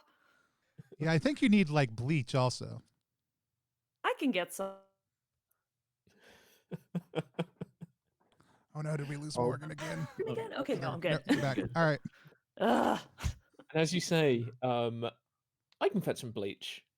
The large metal chute in the center of the mailroom begins to rattle, shudder, and shake as you hear echoing down this large metal pipe, further groans and grumblings and gurgles of what sounds like a lot more than 3 zombies Oh, tumbling no. way down the mail chute. Everybody out. Okay, Dad. Okay. Yeah, don't need to tell me twice. And you kind of usher everybody outside and close the mailroom door. Okay, what would you like to do next? Are we go? I mean, I know it's take your child to work day, and I don't want to cut the day short. Like, what do you think we should do, Dad? Well, we should probably wait for further direction from the company. So maybe hunkering down here's not the worst plan. We're in a pretty good place in terms of safety. Do you know if Mr. Duquesne is still here? Maybe he could help us then. You look over to the elevator and you see that Mr. Duquesne has gone from pressing the button rapidly to now his hair becoming slightly more disheveled, kicking the controls of the thing, going, "Why won't you work Damn you, technology! and he sees you all looking at him, and he smooths back his hair, stands back up, and presses the button again, and begins to wait. And you hear from the other side of the mailroom the flump, flump, flump, flump, flump, flump, flump, as multiple bodies appear to be hitting the pile of mail. All right, Maxwell, we seem to have a problem and wanted to know your direction. Well, what I would say is the way we should approach this is if it's like a fire drill. The elevator evidently is out of order, which isn't too different for this hunk of rubbish that you have down here in the rock bottom. However, we can always take the reliable fire exit up through the stairs and make our way to the upper floors and see if we can find an exit that way. Does that sound good to everybody? Okay. I think that sounds great. We're going on a walk? Yes, sir. I'm happy to be of assistance. Let's. Okay, everyone. Fire protocol evacuation. Everyone working single file. No running. No running. And we'll all head to the designated spot. In the car park. I think it's car park F2B. I think for the rock. I don't know. If I'm honest, I don't think we were even factored in on the fire evacuation plan. This is kind of like nervously looking through notes. Has he got like a sash? Because he's probably the fire marshal as well. Yeah, you see, he walks up to a firebox on the side that you would assume would have like something useful, like a fire axe or something in. He breaks the emergency glass and he just pulls out a sash and puts on a sash. And Bobby confidently, although he's kind of still quite jittery from the coffee and the nerves, makes his way to the stairwell, opens the door, and goes, "This way." Awesome. Yeah. Let's go. Missy, stay near me. Okay, Dad. I feel like Linda takes up the rear. Well, I'll She's behind everyone. Brian will be doing that like classic dog thing where he runs to the front of the group and then runs to the back to make sure everybody's there, and then just keeps doing that. I love that. Excellent. So you begin to make your way up the emergency stairwell to the upper floors. However, after going up a few flights of stairs, you find your way blocked as you realize what you think the source of the rumbling might have been is some explosions and structural failures from above, as you find a good chunk of the stairwell has completely caved in and is filled up with rubble. However, you find yourself next to a door that leads on to another floor that you know to be technological research and development. And potentially, if you go through this floor, you might be able to find a different way to escape. Let's go. Let's do it. Okay, so you walk up to the door, and there is a kind of a big kind of fire exit door, like the one that you just came through on the rock bottom. So who would like to peer inside? I don't have thumbs, so I'm at the back of the line, so I will do it. I'll take a quick glance. Okay, so Dr. Forrest, you crack open the stairwell door and see the tech department is in complete ruins. There is smashed glass, blood streaks and gore splattered over almost every single surface, and it's all lit in the dull red glow of the emergency lighting. So this seems that this floor has lost most of its power, and it appears to be running on the emergency backup. You hear some groans and gurgles in the distance, and potentially the ripping of flesh echoing around the cavernous room. And as you peer around, you see in the center of the room appears to be two zombies crouched over a body, chowing down. So just to describe the room and its layout, as you can see, there's a kind of, you're kind of opening out this door and you're kind of looking around to the right. There's a long corridor where there appears to be a crossroads, which is where the zombies are currently. And off to your left and your right, there are two doors leading into different sub-departments within the room. And you can see there are two more rooms in a similar fashion further down the room. And right at the end of the corridor on the far side of the crossroads, you can see there is what appears to be an open doorway with a blinking yellow light. All right. Okay, everyone stay here for a second. Stay. Um, Like that one. I'm going to try to quietly walk into the room and use another one of my abilities. Mhm. For the tier 4, I took Mad Scientist, so I could create a throwable flask that I would like to try to create, ideally, a fire flask to throw on those bad boys. Okay. So, first off, I'd like you to roll a wit check for me to stealthily make your way into the room. That's going to be 0 successes with 2 strange. So, good news. So that takes us up to 5 minutes past doom. And you open the door, and as you kind of begin to reach into your pocket to begin assembling some flasks, the door gives a long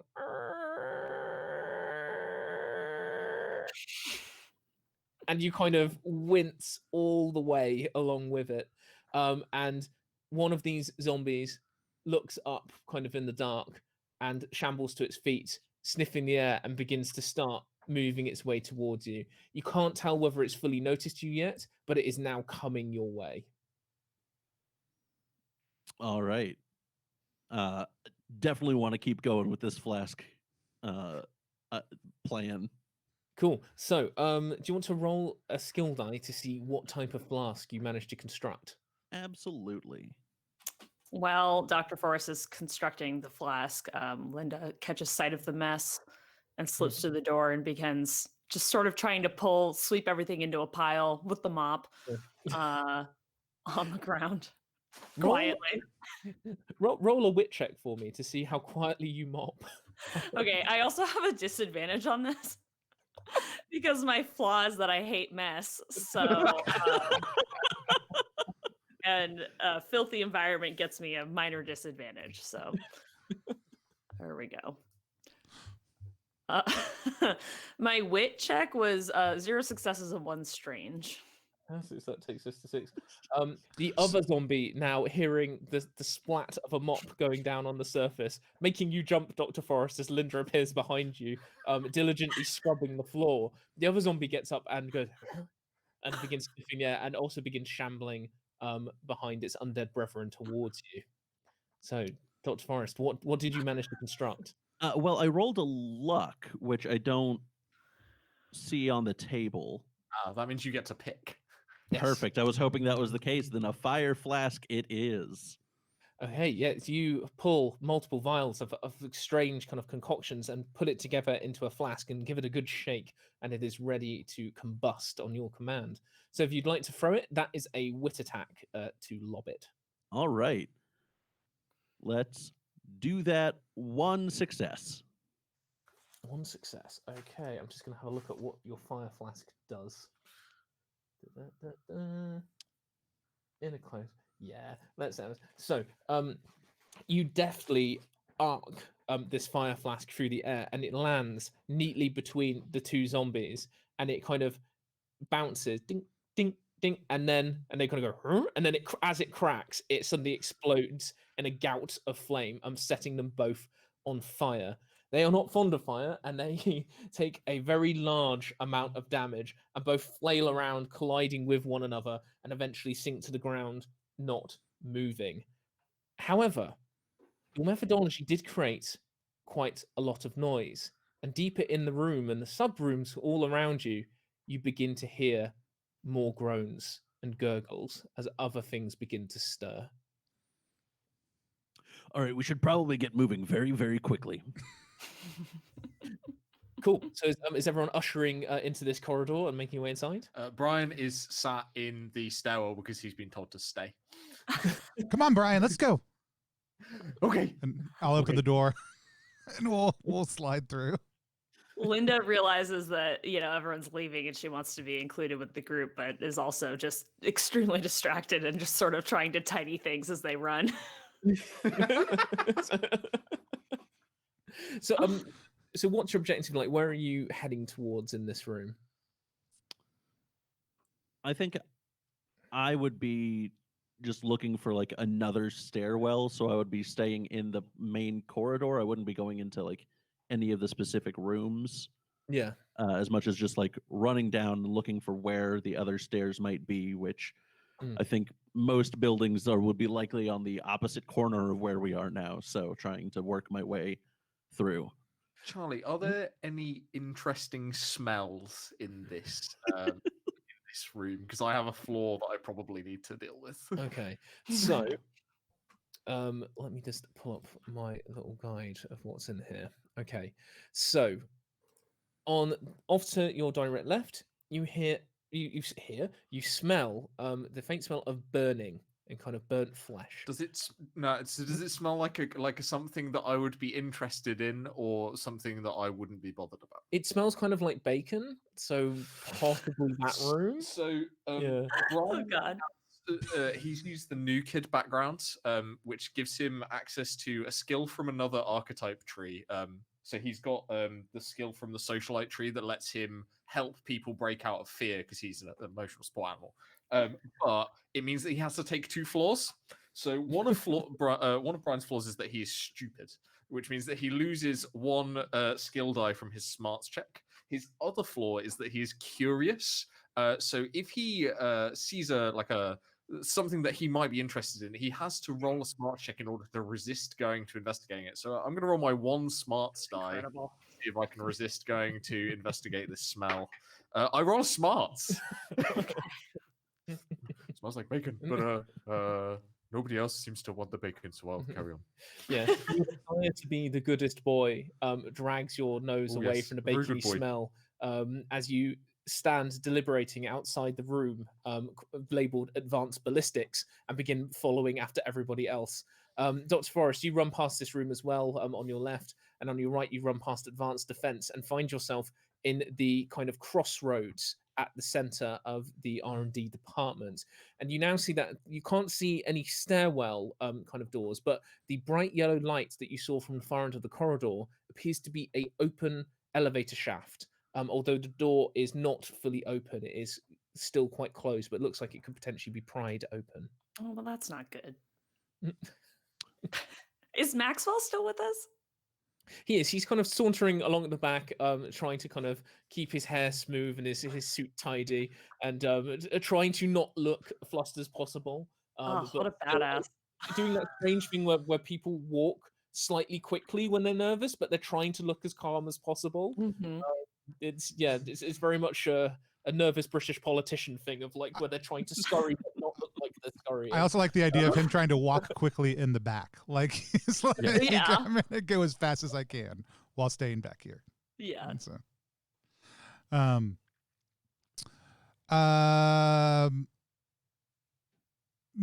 I think Missy is gonna. Hey, Dad, did you? I just got a note on my phone.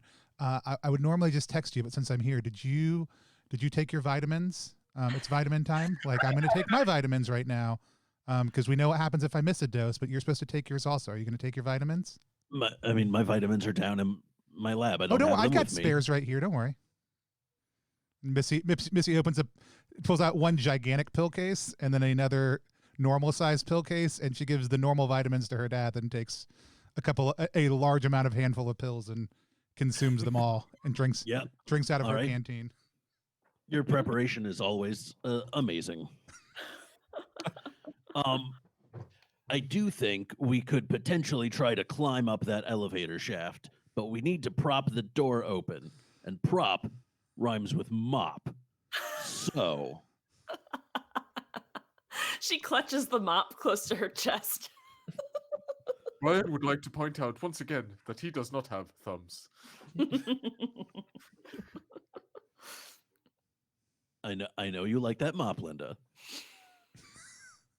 But we're going to need to prop that door open with something. Do you have a better idea? Can I roll a wit check to see if there's any discarded bone or stick-like objects that I might have noticed? Yeah, go for it. 1 success. With the 1 success, you put your nose to the floor and begin sniffing and sniffing and sniffing, and you find the leg of an intern discarded to one side. I'll pick it up gently in my mouth and bring it back over to the doctor and sit and be like, sort of, will this do?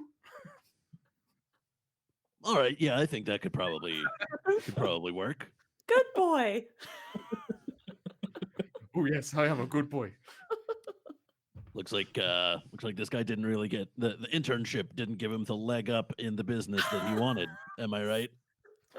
And you notice Bobby B is just stood by the body, just being like, "I knew Dave." Missy, You can identify Dave by his leg.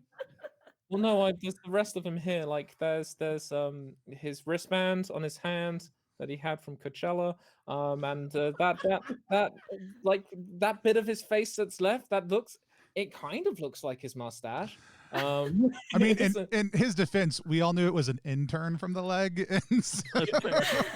Fair. I have very bad taste in sneakers. us interns, we just know. Okay. All right. Well, yeah, let's go. I'm gonna go see if I can prop the door open with the leg. Cool. You begin making your way over to the elevator door, and as you do so, you begin to see some shambling shadows on either side of the kind of frosted glass walls, beginning to mass and push and groan against the glass walls. You hear a slight cracking as you reach the elevator door. So, would you like to try and kind of wrench it open? Yes, that is what I would like to do. A grit check for me. All right, that's one strange and no successes. No. Okay, so that Turns is. out a leg has a joint in the middle of it. So were you trying to pry it open using the leg? What was that? Were you trying to pry open using the leg? Yes, Like, for sure. So with one strange, I'm going to say you push and you heave, and with a snap, the leg becomes floppy, and it's like, ah.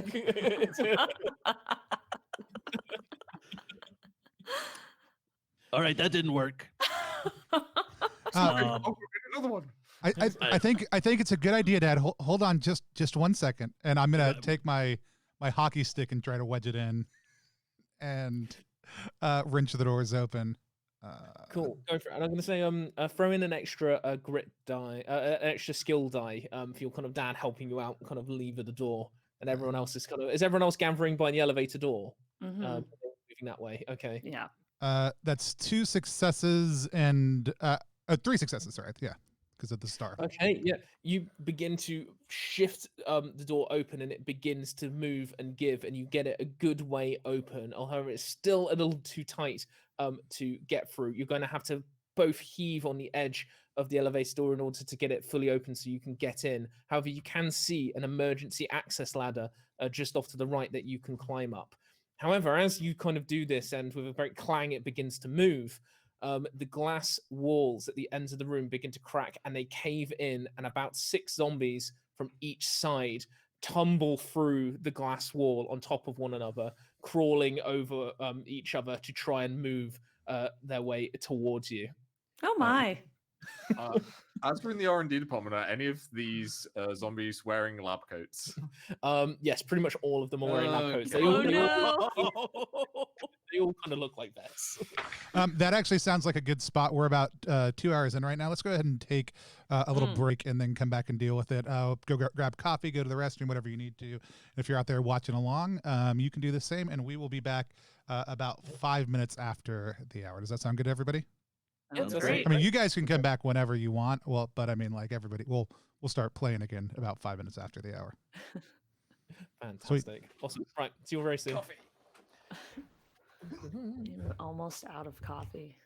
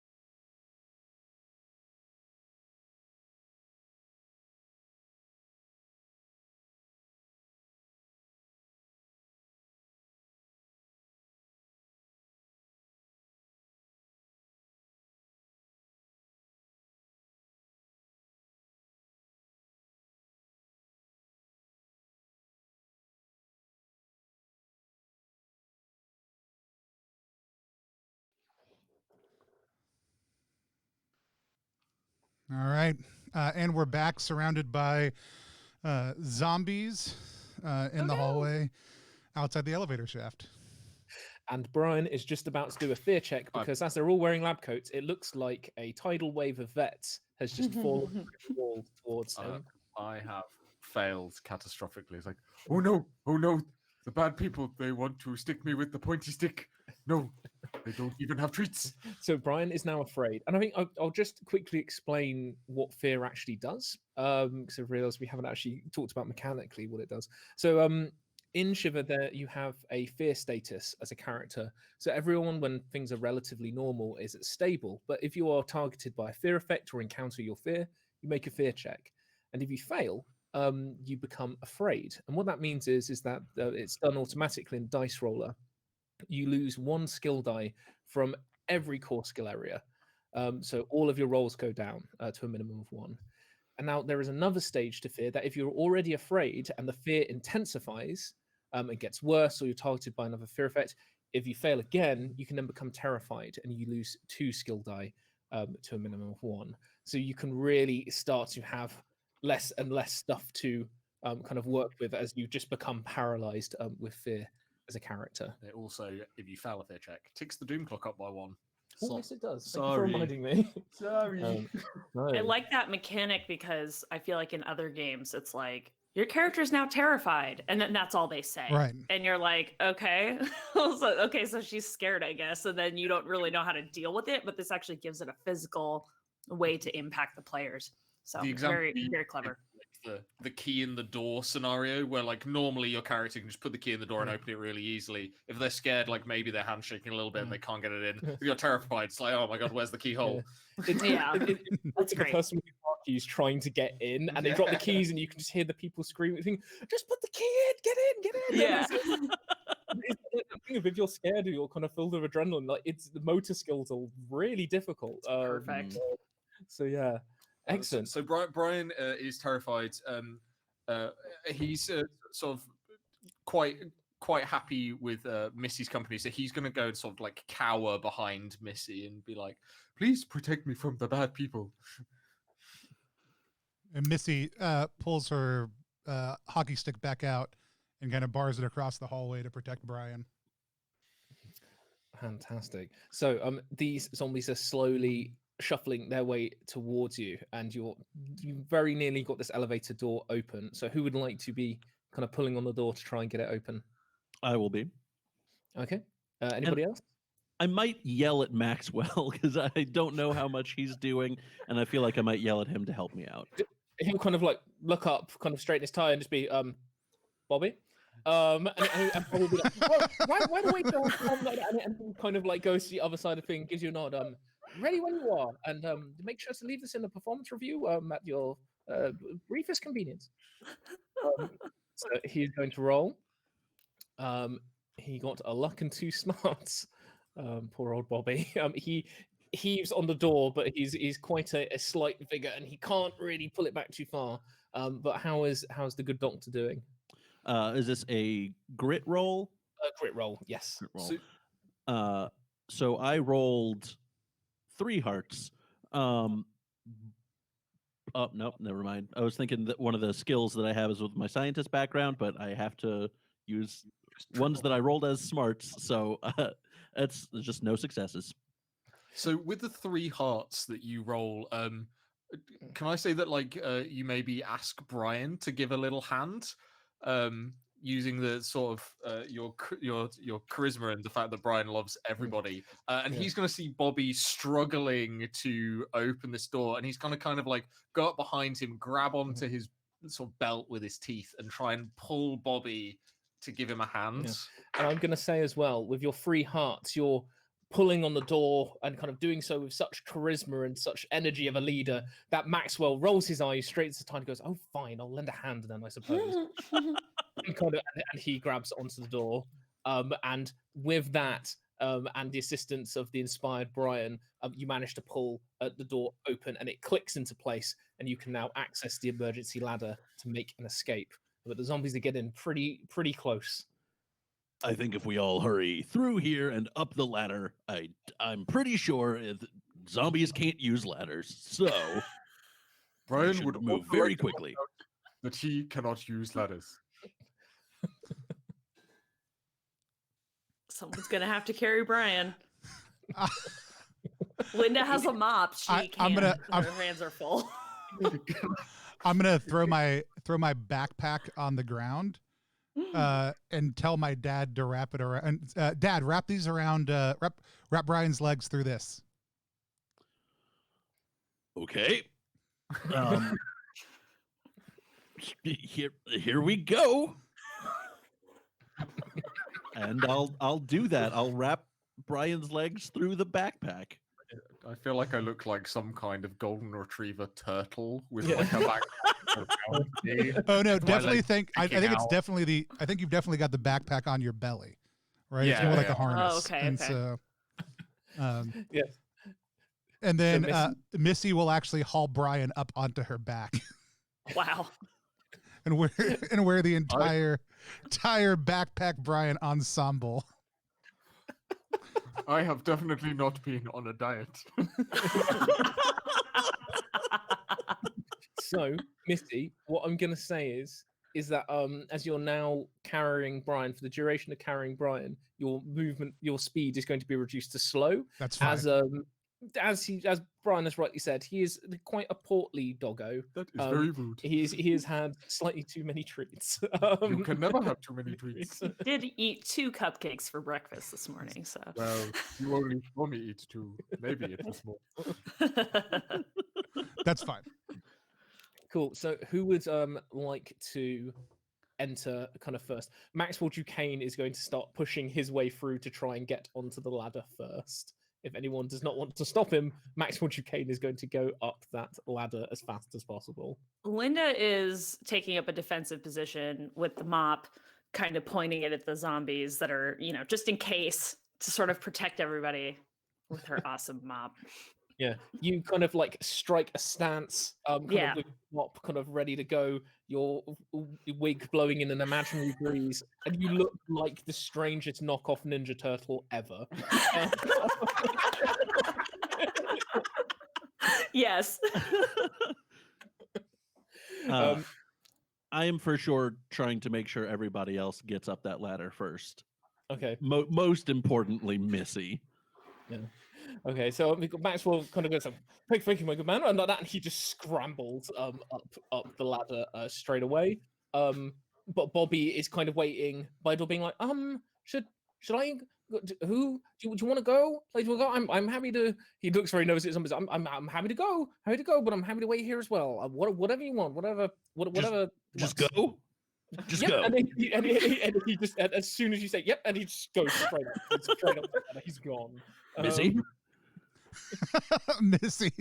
Missy like slowly moves into the elevator with Brian's paws pointing listlessly in the air behind her and starts heaving herself up the ladder hand over hand. Okay, so with that, as it's going to take you slightly longer to clear the ladder, one of the first zombies stumbles forwards within range of you, Linda, and it's going to try and take a strike at you. Okay. But it completely whiffs it and flails uselessly, and you can strike it with your mop if you so wish. Yeah, Linda says, no, thank you. And then swipes out with the mop, which is Cool, going to be a grit, right? Yeah, make an attack for me. Okay, hang on. That was a 1 success, 0 strange. With a spectacular twirl of the mop, you bring the wet kind of end of the mop crashing into the side of the head. And It also has like bits of broken glass in it at this Oh, God, point, that's right. and it kind of sticks in. You kind of go like that, but then you slam it into a glass wall, and it slams back through the wall into another room again, out of the way as more zombies begin to crawl from the pile, making their way towards you. I would like to say that with my janitor background, even though we just thoroughly killed that one, but I do get +2 damage with my mop. So just wanted to throw that out there Very so nice. everyone knows. The mop in the hands of a janitor is a deadly thing. Yes. So, just to clarify for me, so everyone else is upland apart from the good doctor and Linda currently. So Linda, are you backing up towards the elevator? The kind of backpacked Brian and Missy have now cleared enough space on the ladder that you can kind of jump on. Okay, I don't know why, but I think she would be waiting for the doctor to go so that she can take up the rear. I don't know where this like protective side of this woman is coming from, but this is where where she's at. So Does Linda say anything, or does she stop by the edge of the elevator and just stares at the doctor clutching yeah, her? I think that's what she does. Is she's holding the mop and she just gives him a look with her big, like bulging, lifeless eyes. You do the frog thing where you blink very out of sync. Yeah, one goes down and then the other. As it all goes quiet and you just hear the zombies going and just dragging themselves towards you through all the broken glass. All right, fine. I'm gonna shimmy up that ladder. Okay, I will follow. Okay, you start shimmying up the ladder, Linda, behind Dr. Forrest. Can you make a wit check for me? Yes. Wit. 0 success, 1 strange. So you begin climbing, but a zombie suddenly stumbles through the opening and grabs onto your ankle. Can you make a grit check for me? But I'm going to say, because of your unique froggy grip, I'm going to give you advantage due to your sticky hands as you grip the ladder. I've got 1 success and 1 strange for that. Okay, you managed to just hold on, but the weight is really starting to drag you down. What would you like to do to try and get this zombie off your ankle? I don't know. I guess I have magic powers. I could use those. Go for it. I was like, what do I do? Oh yeah, I've got abilities. I think we'll just try telekinesis to sort of throw him backwards if I can. Oh, and that was so successful. 2 successes, 2 strange, which hopefully means I can throw him 30 feet out the way. Fantastic. So you kind of look down and the air seems to almost freeze around you as your eyes go full hypnotoad and a strange throbbing emanates in the air as you reach out and you point your mop towards him. And telekinetic blast blasts the shards of glass off of your mop and it kind of machine gun peppers this zombie and then you just push it all the way down and it slams into a static elevator at the bottom of the shaft. And as you love that. Climb, more zombies gurgling and stumbling. They all keep stumbling into the elevator shaft. Just go and just like keep all just start falling into the bottom of the shaft and slowly piling up. You think that will tick up the doom clock by 2 minutes. So that takes us to 12 on the doom clock currently. So we're 3 minutes away from a doom event currently. You think in a good couple of hours, the amount of zombies that will probably pile up in there will be enough to get to the next floor, but you've got some time. So you continue to climb and you find another elevator shaft door is open that you can all clamber through. And as you pull yourselves up, you find yourselves at the executive floor, a potential place for you to exit. You know, on this floor are the main elevators that lead up to the surface. So what would you like to do? I mean, get out, right? No. Like, let's go. Probably the good call. You think Maxwell Duquesne is shifting quite, trying to shift away from you as stealthily as possible and make his way somewhere. However, you notice, Dr. Forrest, he's not heading to the main elevator shaft. He appears to be going somewhere else. He's going in the wrong direction. Well, I would like to try and figure out where he's going. You know what? I'll just do it by asking him, "Where, Maxwell? Where are you going?" Well, I'm just I'm merely scouting ahead, my good fellow. There's You're going in the wrong direction. Oh, you know what? I shouldn't just like immediately do that because one of my flaws is that I'm not great at determining if someone is telling the truth or not. So I feel like maybe I should roll for that to see if I can Yeah. If I can figure that out. Yeah. So roll with your kind of disadvantage to see if you can figure out if Maxwell Duquesne is lying to you. Yeah, no successes, but both of those were smarts, so I will use the thinking outside the box skill to re-roll my smarts, the smarts die that I got, and that gives me 1 success. And that's it. You can see that Maxwell Duquesne is all kind of smiles and airs and graces. However, he is sweating profusely and is still trying to edge backwards. As you kind of look beyond him, you see there is another kind of shaft of yellow light in the far distance at the end of the corridor that he appears to be aiming for. But you do not know what that door is or where that light's coming from. From what you remember, that's where the water coolers are. There isn't a room there.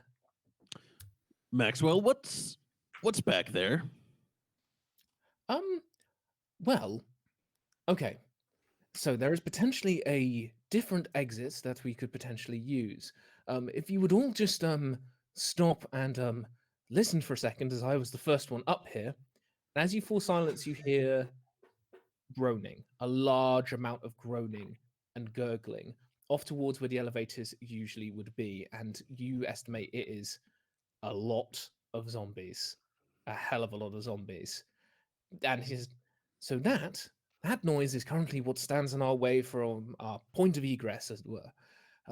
My proposal is we go through one of the labs that will not be known to you as the lowly employees of the bottom floor. It is the confidential research center where there are escape pods for use by the executive personnel, aka me. However, in this scenario, I feel we are currently running so low on the executive personnel that we could surely accommodate such employees as yourselves. Possibly. Well, then let's do that. Right. Yes. Would The someone look. else like to scout ahead, possibly, as it is maybe quite dangerous? How about Bobby? How about you? You did seem eager to scout ahead just a couple minutes ago there, Maxwell. I think you should do that. Well, I feel delegations is one of my better skills, but okay, let us go together then. And he begins to tentatively step forwards. So he's going to roll a stealth check, which he succeeds in, and he begins to creep forwards around the corner and begins edging his way of kind of along the wall, moving between plants. From what you know of the executive floor, it's usually a verdant paradise. It's a floor that seems to be a mixture between an underground company park and research area. But now the trees and foliage, which are once a kind of source of joy and fresh air, seem quite ominous and dangerous under the gloomy emergency lighting. Maxwell moves past kind of where you would usually turn off to go towards the exit elevators, and he points with a finger. And as you peer around the corner into the foyer, you find the source of this groaning. It is a horde of over 50 zombies shambling around, blocking your path to the elevator up to the surface. People from every area of the company have been turned into the undead. A suited executive groans into a cracked mobile phone. A mailroom worker slams packages down onto the wrong desks, and a group of zombies stand by a water cooler, taking turns to moan at one another. It's nice to see at least that the office dynamic hasn't changed too much. I was already ready with that joke. I'm glad it was already baked in.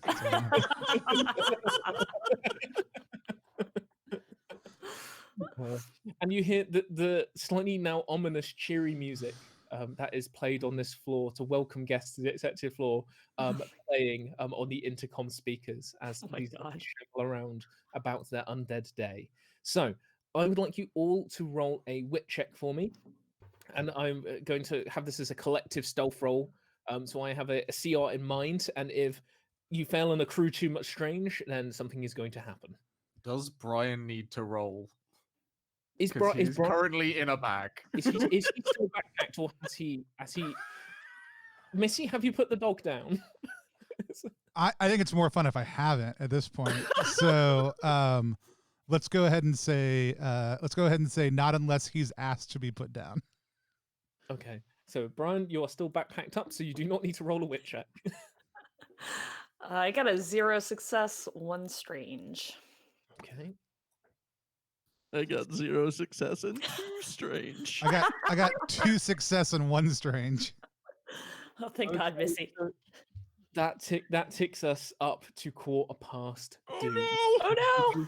Doom event, which in this case is going to be Missy as Brian uncomfortably wriggles in the backpack.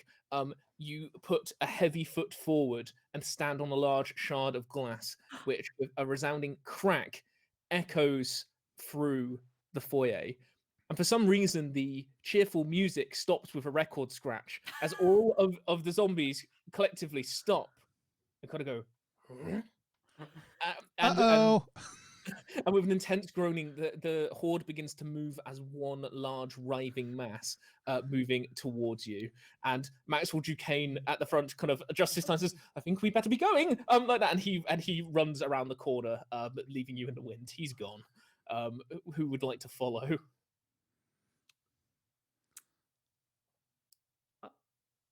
Missy's going to take a minute to now think, oh, I should put this dog on my back down so we can move quickly. So she'll start unharnessing Brian. Are you just putting me down, or have I still got the bag on me, or are you going to take that off me? I'll unharness you. I did think about just laying back so that you could run and scamper, and I would just ride on your back. But no, I think it's better. I think Missy would probably she's going to unharness you, take the things off your legs, basically get you squared back away. So Missy, you desperately try and get the backpack off and disassemble your dog backpack, but this is going to put you at the back of the pack as everybody sprints around the corner. So for Linda and Dr. Forrest and Bobby B, as you round the corner, you see that this isn't a recreation area anymore. It's not just water coolers here. The actual large metal paneled wall that was there has slid open as a gigantic 10-foot door that is about 1 meter thick. And you see the snake silhouette of Maxwell Duquesne slipping inside. I'm at this point, I think, very angry at Maxwell, so I'm going to just blindly follow with intent to introduce him to the boots of science. Yeah. So yeah, I would run at least up to the door, and then one of those like trying to hustle everybody in past me. So I'm just waiting for everyone else to come as well. Cool. So Forrest, you dash through that door, and Linda, you stop at the door's entrance and turn and strike a pose once more. Yes. Getting ready to strike. And Bobby kind of joins you and is kind of shuffling from kind of one foot to the other, just being like, okay, where's the dog? Where's the dog? Where's the girl? If Missy perishes in this scenario, that's going to be really bad on company PR. We'll never have anyone bringing their kids to work ever again. Oh my lord. So Missy and Brian, you round the corner, and as you do, a just tidal wave of zombies kind of collapses in behind you as they kind of all beginning to kind of crawl behind you. But I'm going to say, now that you've managed to get Brian off your back, you managed to make it to the door. However, this is a big, heavy door, so you're going to need to make a grit check in order to slam it shut. The zombies are creeping ever closer. But we're all going to work together to slam it shut, right? Like. Yes. So everybody roll a grit check for me. Who is operating the door? Well, that was a 0 on all accounts, so forget it. 1 success, 1 strange. Actually, you know what? I held on too long last time. Now I'm gonna go ahead and use my opportunity to re-roll. Okay. 3 successes, 1 strange. Nice. Fantastic. I get 3 successes as well. I am a strong dog. I was not working to close the door. That is not something I'm thinking about. All I am thinking about is stopping Maxwell from abandoning us. Cool. Linda pushes ineffectually on the door as the other two close it easily, and she says, "I'm strong." Yeah, Missy, with a burst of adrenaline-fueled strength, you push this door as you see a snarling zombie face go like that. You go dunk, and you see just a tip of a finger has been cut off by the door, and it kind of crawls along the floor slightly until it kind of just stops. And it kind of turns over dead and curls up like a spider as you lock it shut. We're going to cut to Dr. Forrest as the rest of the group sighs a breath of relief as you continue to chase Maxwell Duquesne. As you make your way through this long corridor, you see in display cabinets along the side of you something that's quite strange for what you assume is a scientific lab. You see artifacts from multiple different cultures, kind of ancient tomes and strange relics. Could you roll a smarts check for me? Certainly. 1 success. Okay. You see that the common theme between all of these, you see things from from ancient Mayan temples to Egypt, of the theme of resurrection, of bringing back things from the dead. You see a rather interesting tablet depicting an Egyptian god, lording over a group of people rising out of sarcophaguses. As you continue to chase Maxwell Duquesne, who has now entered the lab proper, which is a large circular room with a domed ceiling. And at the other side, you see a number of escape pods. However, at the end of the room, you only see 5 escape pods.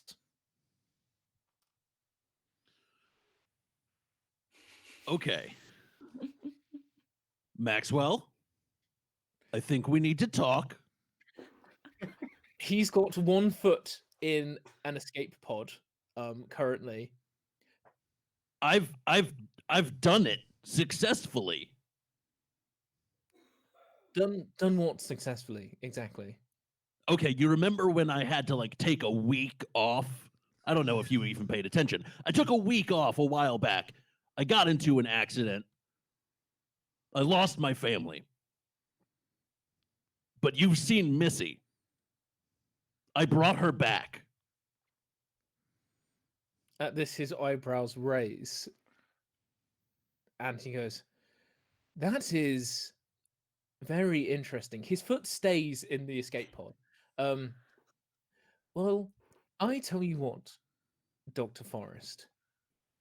If you can get you and your test subject, I mean your daughter, into one of these escape pods and out to the surface, I'll make sure that you and her are safe from any of the repercussions from what's happened here today. How does that sound? Well, we already should be, because we're not responsible for what's happened here today. Well, he's just kind of looking at his nails. From what I'm gathering, the nature of your research seems to be a genesis point for everything that's happened here. And if this all tracks back to you, I'd be rather worried about how that might fall down in a court of law. Oh, boy. He says with a very sly, grimy smile. All right. Fine. So, get to the surface. Yes? How do these work? How do these escape pods work? We've got not enough for all of us. If we take them one... Does it look like more than one person could fit into one? Or is it just real cramped? It's real cramped. So it says, well, they work like this. You see, you take your foot in, you put in, you sit down. It can only fit one person, I'm afraid. And you eject up to the surface. In terms of the problem you're about to face, well, I'm sure you've heard of the trolley problem. And he says, presses a button, and he jettisons up to the surface. Oh.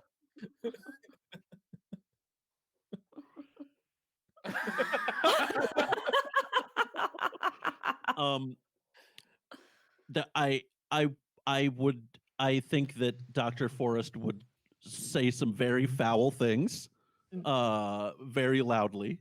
Yeah. I won't say them personally right now, but I think we can all imagine the flavor of the language. The rest of the group hears from down the corridor a list of bleeps kind of echoing throughout the facility. Oh, Dad's going to have to put a couple of dollars in the swear jar when we get home. And Dr. Forrest, I would like to do one last thing. Could you roll a wit check for me? Absolutely. That's 2 successes. You hear a creaking and cracking of bone as a small amount of dust, actually, as you kind of rub it in your hand, you realize it's sand, drips down from above you. And as you look up, crawling across the ceiling is an elongated figure, about kind of 10 foot in length, wrapped in bandages, crawling across the ceiling with obsidian claws and a long crocodilian type snout sniffing the air. As you got to wit, I'm going to give you a chance to react and do something. What would you like to do? Oh boy. Oh boy. I am going to try and craft a flask to throw at it. Cool. Yeah. Roll your smarts for me. No, I mean, roll a single skill die, and we'll see what you manage to generate from the array of chemicals in your pockets. That is a heart. Heart. So that is a sunlight flask, which is the equivalent of a flashbang. So if this it strikes any surface and explodes, it will create a blinding kind of white light that will kind of stun and disorientate an enemy. Cool. And with that, is there anything else you would like to do? Would you like to shout to the others, try and hide, or do anything? No, I don't think so. I think just crafting this and getting ready for what will probably be a grisly fight with it, and being just so focused on like that I don't think to warn the others. I think that's. So this creature crawls down the wall. It's kind of obsidian claws digging into the metal. It reaches down and sniffs the now evacuated port where Maxwell Duquesne has made his exit.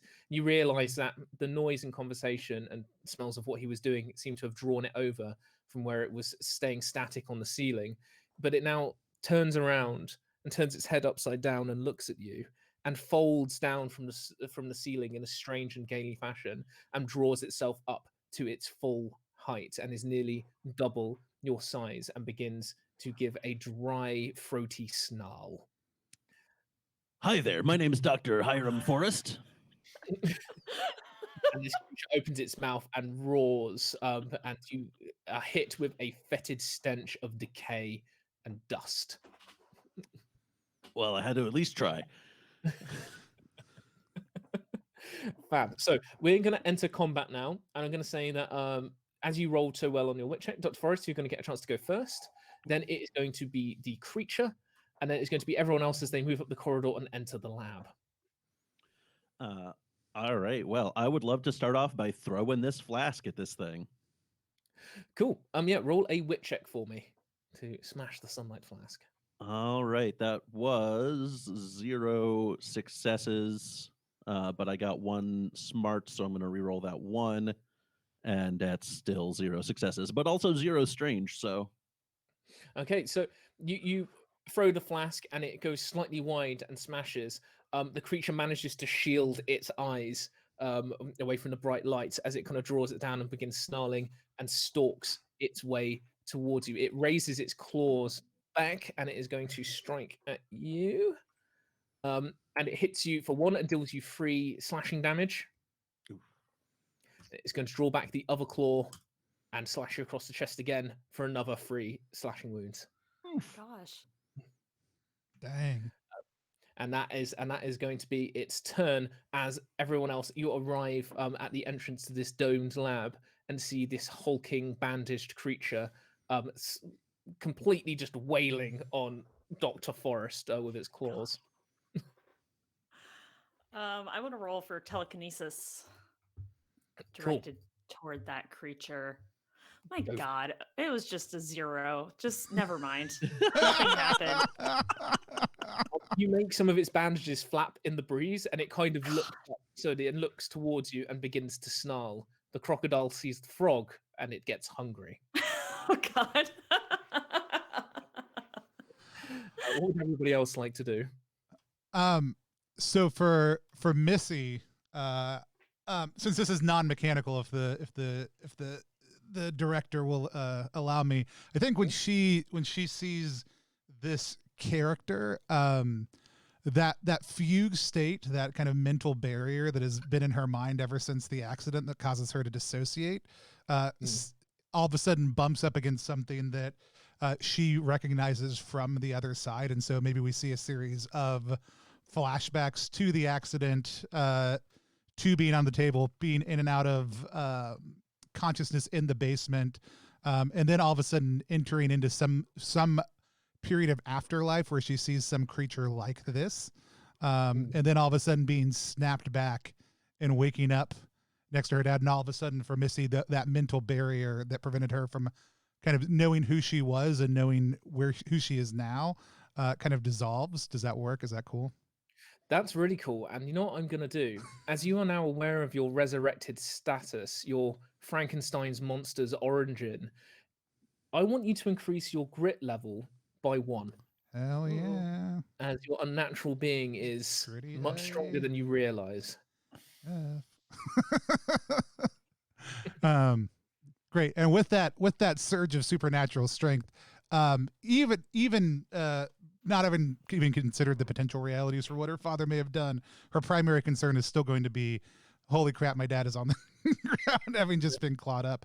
But the monster is currently like over his body, correct? Yes, but the sudden strange breeze from Linda has distracted it for a moment. That's fine. If this creature is over the body, I'm still going to rush and fully body check this creature to try to get it off of my dad. Yeah, go for it. Roll a grit check for me.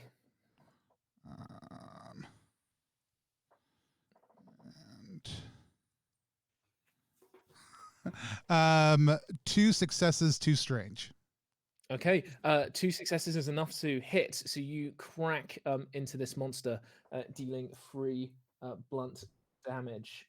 And you also shunt it away from your dad's prostrate body and begin circling it with your hockey stick. Cool. Who would like to go next? So Brian sees the doctor in danger, and also sees the dangling bandages of this creature. And what Brian would like to do is bound towards the creature and grab a bandage in his mouth and try and pull it to sort of dislodge the creature away from the doctor. Cool. So what I'm going to say is roll a grit check, and I'm going to count this as a grapple, as you're going to try and tie up the creature with its own bandages. I'm going to spend my luck on this because that sounds prudent. That is 1 success. Okay. You manage to kind of tug and keep the bandaged creature in place, but it is not enough to restrain it fully. So it's still going to be able to attack and move around a little bit, but you are drawing its attention and its ire by slowly derobing it as it kind of unfurls around it, Scooby-Doo style. Linda's gonna try to attack with the mop. Okay, go on. Charge in with the mop and this wail on this guy. I just have like really bad luck. 0 success and 1 strange. So no!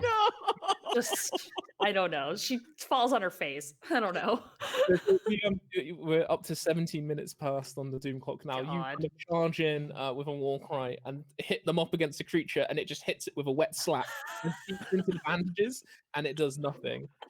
But now Bobby B, the only one kind of left to go, is kind of standing there, going, and he lets out a war cry and charges in with a stapler to try and attack this one. And what does that war cry sound like again?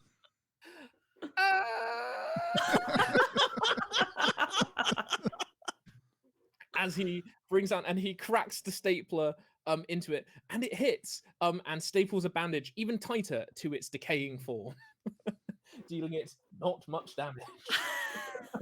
As one would expect. And I'm going to roll a reaction for this creature and see what it does. Okay. So Bobby B hits it with a stapler, and this creature, as is a lot more dangerous, it reacts in various different ways. It snarls and it grabs Bobby B, and it hurls him across the room, like kind of 20 feet across the room into a metal wall, and he slams into the wall and slumps down to the floor, and he takes 4 wounds. So Bobby B is on 8 wounds, and he was like, "Oh God, that hurt! Ow, ow!" it was like, didn't stick the landing. And that brings us all the way around to Dr. Forrest. What would you like to do?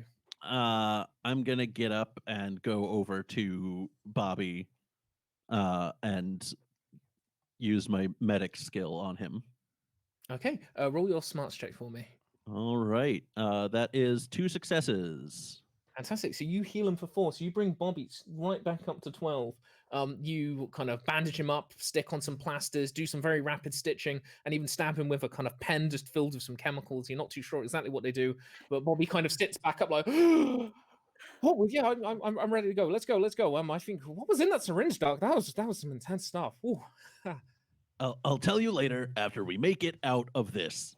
That's not harmless at all. Let's go.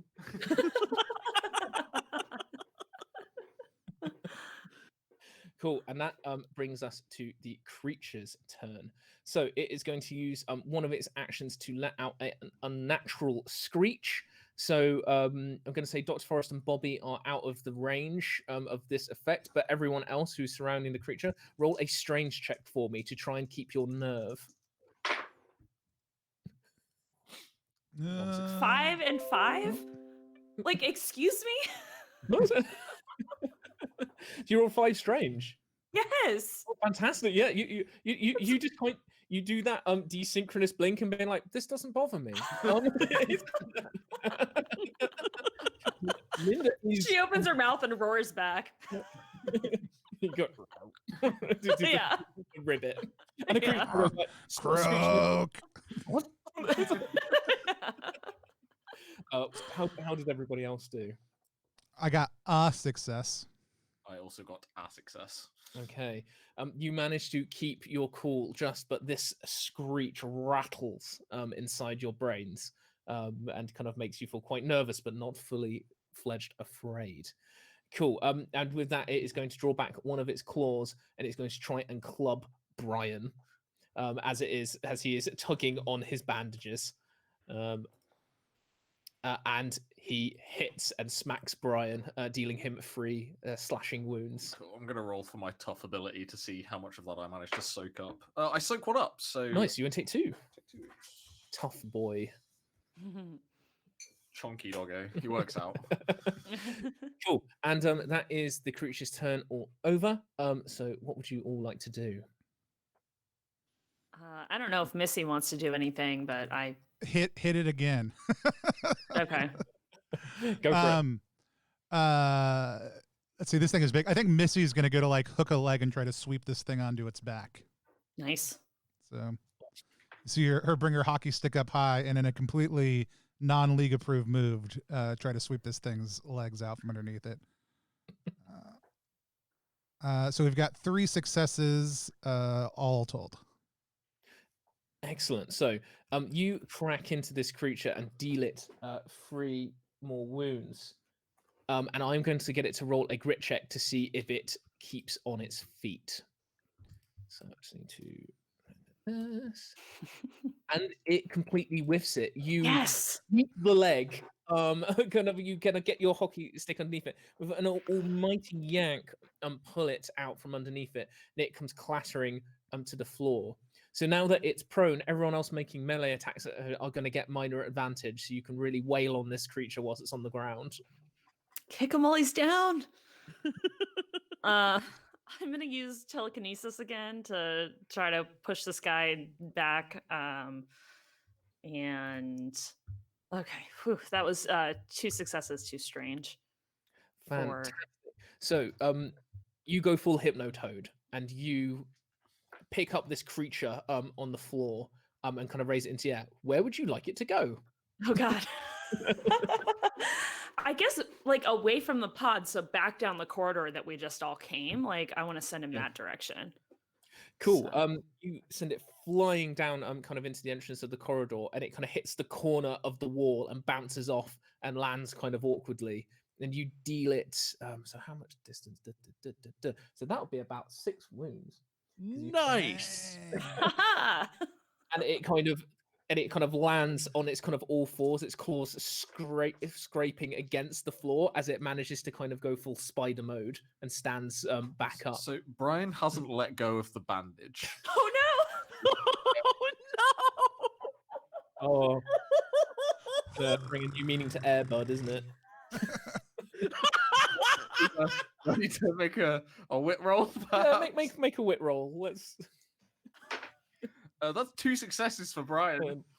So yeah, you fly through the air, and more bandages begin to unravel as you both sail through the air, and you land in front of the entrance to the corridor, standing in between this now rising, tall, mummified figure, still with the bandage in between your teeth.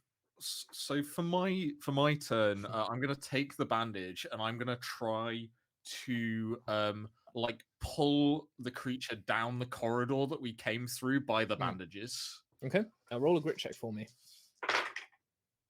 2 successes. 2 successes.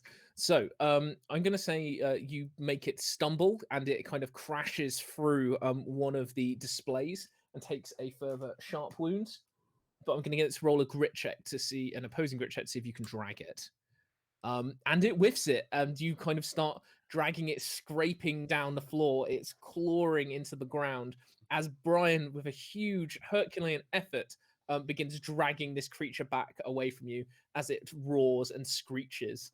So, who would like to go next? Who is No next? eldritch horror is a match for us, apparently. It's Bobby. Bobby, what's Bobby doing? Bobby is full of pep and drugs, and he's oh, okay. What do we need to do? So we need to escape, and we need to fight this thing. So what do we need to do? The escape pods are over there. We should probably start evacuating and coming up with some form of battle plan. Doc, you need to get to the surface. Get the hell out of here. I'm gonna go over and help Brian, and he opens his stapler, loads something really, really quickly, kind of John Wick style, but with a stapler. And he gets up and then just like runs over to the corridor. And that's gonna be Bobby's turn. I love it. I love it so much. John Wick with a stapler is the quote of the session. Yep. Oh, okay. So that takes us to Dr. Forrest. Dr. Forrest is not about to leave without making sure that at the very least Missy is okay. So Missy, get in the pod and go. I'll be there shortly. Dad, I can't leave you. I'll be fine. Just go. Dad, I'm not leaving you. Fine. Just stay back and safe. And then I would like to run up and maybe boot of science this thing as best I can. I love that boot of science is the move now. Pushed and dragged so far, you won't be able to get to it within your movement, but you're able to draw level with Bobby, kind of run to attack it together and go and help Brian. On your next turn. And now it is going to be the creature's turn, and it is going to dig its heels in as tight as it can, and it is going to grab the bandage that is currently being dragged by Brian, and it is going to try and overarm throw with the bandage and launch Brian forwards and basically like spin him around like a flail and Brian, let go. Do I need to roll an opposed grit check here to tug of war with the mummy? Yes, but it's not going to be very pretty if you fail. 2 successes for me and a double luck, so I'm going to smash it together and make it 3 successes and hope that's enough.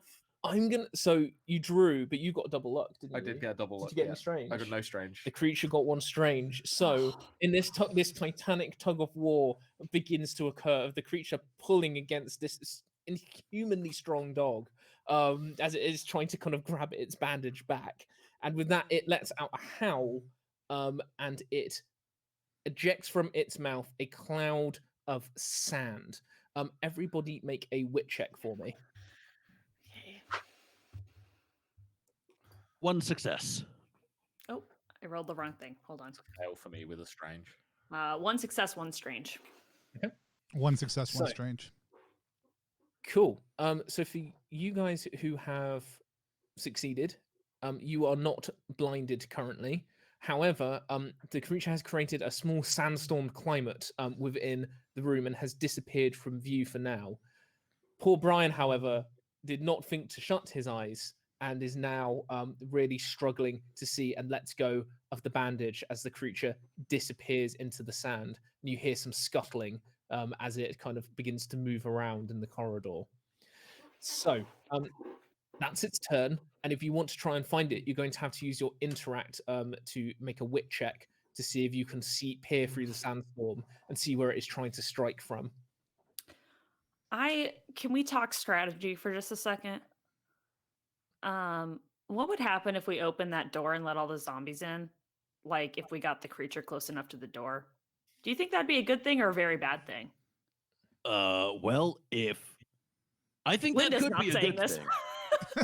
Oh, Linda's not saying that? Oh. No, this is Morgan, out of character. I think it could be a good thing. I think The question is whether this thing has. Next to the door is less keen on this plan. Yeah. I bet say I think it depends on whether or not this thing has command over the dead and has resurrected all these things, or whether Point. it is another creature. Okay. And then my other question is, if we get him far enough down the corridor, like, could we just escape while he's distracted? we could. I know but there's then not enough pods, but we can deal Yeah. with that in a second. But I'm just saying, like, We can deal with leaving Bobby behind in a second. poor Bobby. No, we would never do that to Bobby. But also, couldn't we fit a 17-year-old girl and a giant golden retriever in one pod? That's like the size of a full-grown man.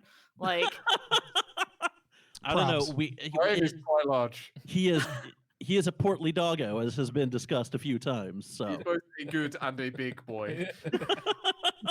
all right, we can go back into the game. I had All to right. just throw all those ideas out there for you all because that's what's going through my head. Are we? Is it post monster move, right? Yes. So the monster moves over. The sandstorm is now kind of whirling its way around the lab. So what would you like to do? So for my interact move, I'm not going to look for the creature. I'm going to reach back and unclip the ball bag of 2 soccer balls that was hanging from the bottom of my backpack, and drop 2 soccer balls onto the ground because I told my dad I would stay back. Okay. And that's Missy's move this turn. Okay. I would like, so my tier 4 is soul separation. I can separate my conscious and unconsciousness. Body doesn't enter a catatonic state and can defend itself, but can't communicate verbally. I would like to use that to locate the monster because I feel like if I'm like in my little soul form, I could like fly around the room or something. Fantastic. Okay. And then my other thought too is that maybe if I get like a good enough roll on that, I want to also look and see if there's like a way out that's not the pods. Like if there's another staircase, like that'd be cool.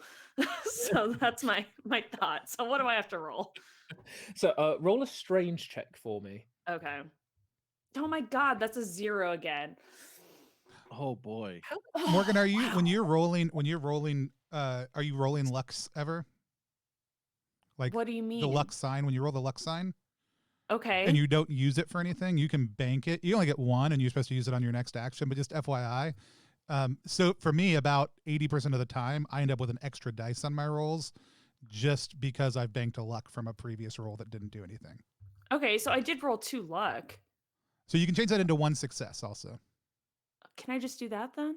Yeah. Let's do that. So you get 1 success. Have you ever seen like certain creatures? Amphibians, especially when like a hawk flies over and they do that thing where they freeze. Yeah. And they're gonna go what? Yeah. You do that and your eyes go completely white and a spectral frog form leaves your body. Can And you- everyone see the spectral frog? and not one can see the spectral frog, they just see you freeze suddenly and your Okay. eyes go white as you enter the astral plane and you begin to look around. And with a successful strange check, you see 2 things. You can see the sand whirling around, but you can see this dark purple glowing energy that is moving its way across the ceiling above Dr. Forrest and Bobby B. And you think it's large enough that that is definitely the creature. However, you also see off to the side in a glass cabinet something that is glowing a bright blue, nearly white. I mean, how bright it is. Okay. It's the mop of the ancients.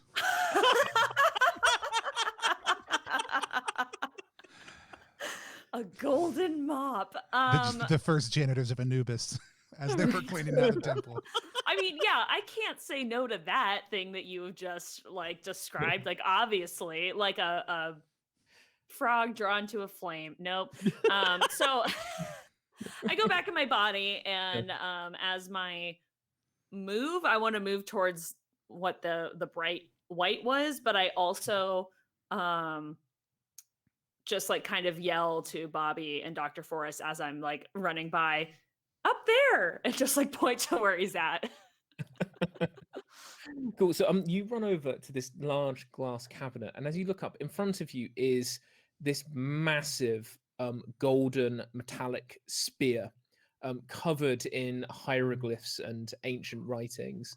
It definitely looks like it's from ancient Egypt and was dragged out of a tomb. And this is the source of the bright energy that you saw on the astral plane.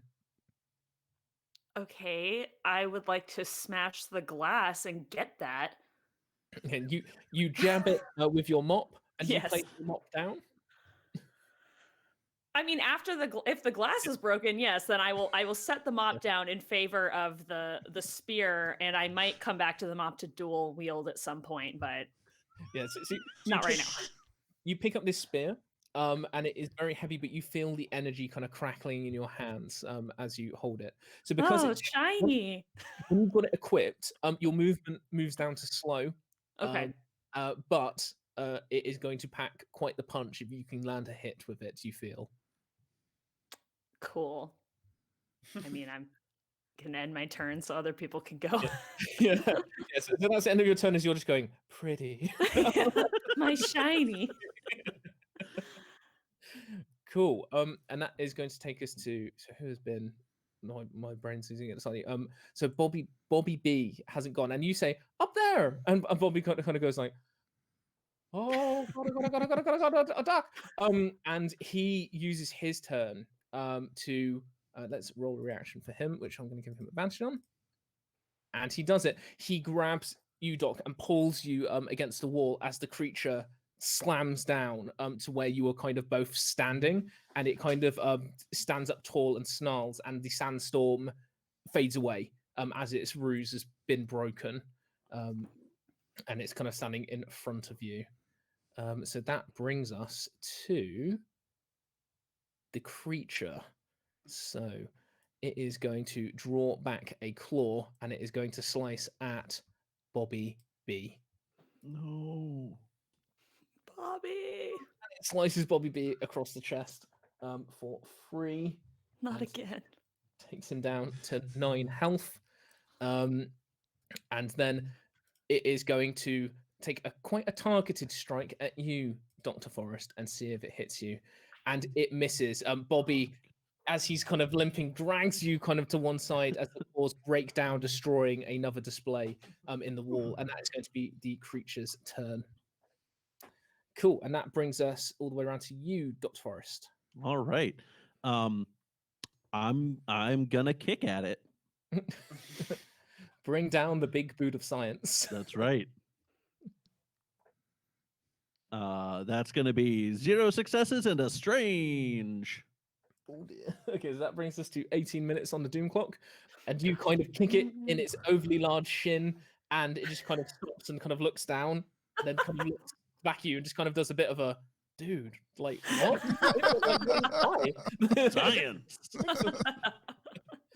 Fab. Okay, and that cycles us back around to everyone else. What would you like to do? Missy had told her dad she would stay back. So she lines up one of the soccer balls and kicks at the creature's head with all of its might. Cool. I'm gonna say make a grit check for me, because it's roughly sports related and you're not throwing, you're kicking. So yeah, we'll say grit. 3 successes and 3 hearts also, for what it matters, separately from that. You do this with such a huge level of flair. You do a proper kind of Maradona boot of this soccer ball, and it flies towards this creature's head and slams it in the face. And I'm going to say that does 3 blunt wounds, because that was incredible. Yes.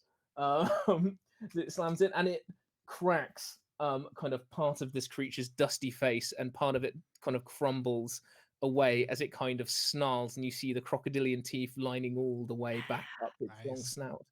However, with that great act of bravery, you have also drawn the creature's attention, and it turns from your father and will begin taking steps towards you.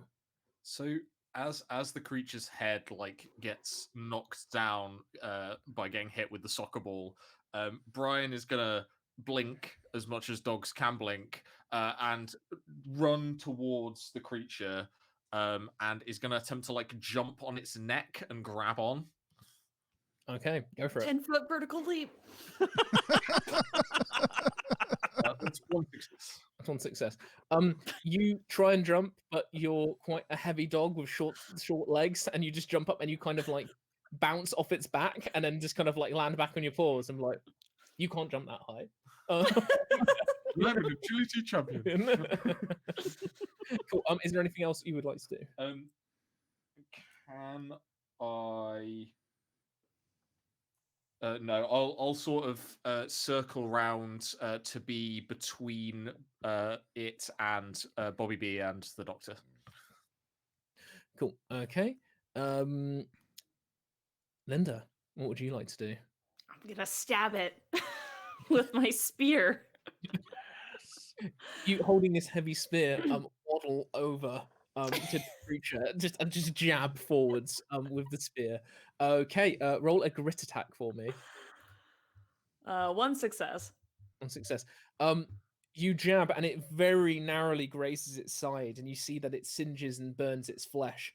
But it swats the kind of tip of the spear away and hisses at you.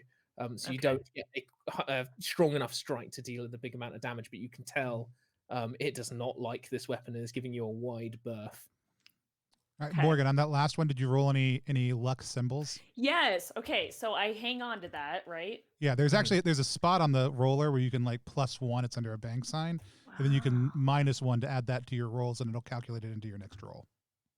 Okay. Thank And so, you. and I think didn't know normal about players can only bank 1. Fool can bank 3, right? 3. After Yeah. Yes. Yeah. Yeah. Okay. Cool. Cool. So this creature hissing is now kind of clawing at you, kind of being like, get back, get that shiny thing away from me. Cool. So the last person to go in that group is Bobby B. So Bobby B is going to be like, hey, are you okay, Doc? Should we maybe we should get over to those escape pods? I don't know. I think that's probably a good plan. Yeah. Well, he kind of draws up his stapler. I'm ready to go if you are. Let's do it. Cool. And seeing the creature distracted by Linda jabbing at it with this giant golden spear, Bobby starts making his way around the other side of the creature, kind of sidling along the wall to try and get over to the escape pods. Cool. And that brings us back round to you, Doc Forrest. Or does it? It does. Yeah, it should. Yeah, that's right. It should. Mhm. Yeah, Another no, monster, the rest. Yeah. also this creature. I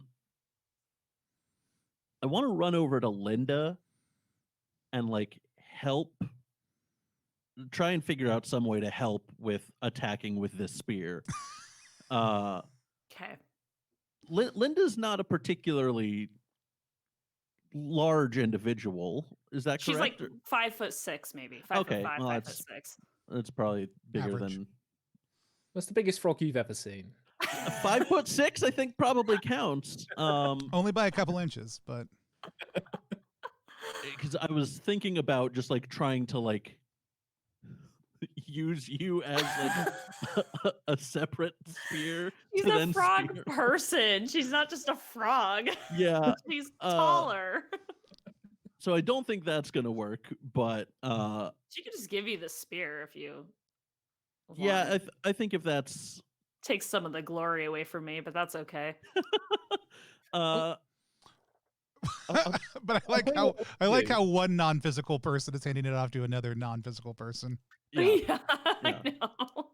I'll tell you what I'll let you do. You can both roll a grit check, and we'll basically get you to both battering ram style doodle of 1, 2, free like that, and kind of jam this giant spear towards the creature.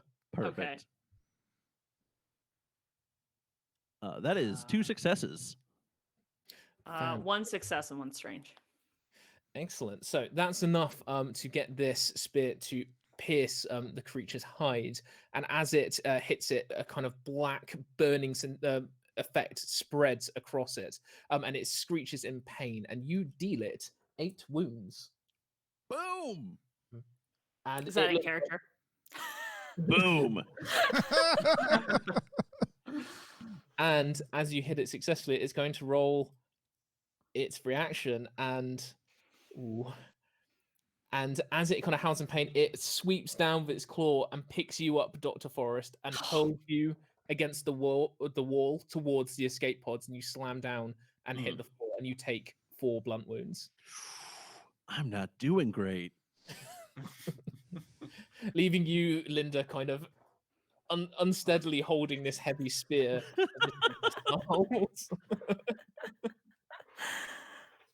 All right. Cool. And that brings us to the creature, which is going to slash a claw in your direction, Linda. Oh no. Which hits and deals you 3 wounds. Okay. Cool. It's And the first time I've gotten wounded this entire time. And as it sees that you've got the thing, it's going to try and bring down the second claw, but it whiffs it and it misses with that. Like, you manage to kind of block its black claws, and it sparks off the edge of the metal. And that is going to be the creature's turn. So that brings us back round to everybody else in the order. So what would you like to do? Is the spear still in this creature, or was it withdrawn? It's been stabbed and kind of been withdrawn, Okay. and then Dr. Frost went boom, and then just got swatted. And then got boomed. Missy just lines up her second shot, and go ahead and is there a visible wound from the spear? Like, is it that black effect still happening? Yeah, like there's a really kind of big like stab wound in She's its gonna side, aim right for that spot with her soccer ball. Fantastic, go for it. 2 successes, 1 strange. Fantastic. So your soccer ball flies through the air and collides with this wound, and shatters a huge portion of its ribcage, and it crumbles away into dust. And you can see a beating black heart revealed underneath its flesh. It kind of sways on its feet, but it is still only just going, but is very much at death's door as it kind of tries to stay on its feet. Linda, what would you like to do? I'm gonna stab it again. Awesome. All right. 1 strange. No success. How do I apply my luck to that I banked, though? Am I able So to do whenever that? you hit the bank, like when you hit the plus sign, it'll add 1 to your bank. And Right. what I've been doing, because it's supposed to be on your next action, I just hit minus immediately, and that way and that adds it basically to your next roll. So hit plus to add it to your bank, hit minus to add it to a roll before you roll I it. see now. Okay. Oh, but I already rolled. Let's get. Did you get any successes at all? No successes. Okay. Just 1 strange. That was it. So unfortunately, you would need 2 That's fine. successes to successfully stab. Anyway, so you kind of stumble forwards and kind It's of heavy. and the heaviness of it, the tip of it dinks down into the floor as you try and Okay. forwards. The weight kind of throws you off balance, and the creature continues to hiss. Brian, what would you like to do? I am going to. I'm just gonna try and jump on the creature again and pull it away from Linda. 1 success. 1 success. Again, you kind of collide into the creature's back, but you don't manage to gain any purchase. And it kind of stumbles around and blindly swipes towards you, but doesn't kind of hit you as it staggers around the room. We've got Bobby left, and Bobby is gonna be standing by the escape pods, being like, "We should really get out of here. And he sees a coffee mug and he picks it up and he's going to throw it at the creature. Let's see if he hits. And he whiffs it, and it just a coffee mug just sails past this creature's head. And he's like, "I'm sorry, that was a bad idea. I should have done better." Cool, and that is going to bring us to Doc Forest. So I would like to say, everybody go, and then do a quick medic on myself because I am not doing great. So that gives me 1 success. Okay, fantastic. So that heals you for 3 wounds. All right. Beautiful. Yeah. I'm like, everybody get out. Cool. You shout this, and what is everybody's feeling? What are they doing? Where are they moving towards? Linda's still holding her own with the spear. And she says, "Go, I'll clean up." Oh. And it's sort of like she's holding the spear, kind of like waving towards the pods, towards everyone. Missy is caught between her kind of internal wiring to obey her father and the fact that she is worried about his safety. So she is slowly moving towards the pods, but very slowly. Okay.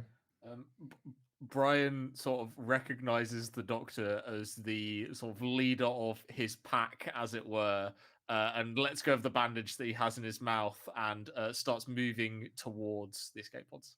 Cool.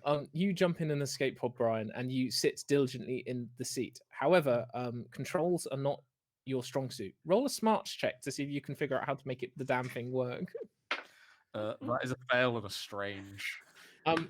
You slap a control with a paw and nothing happens. He's just sitting there. It just makes a kind of noise.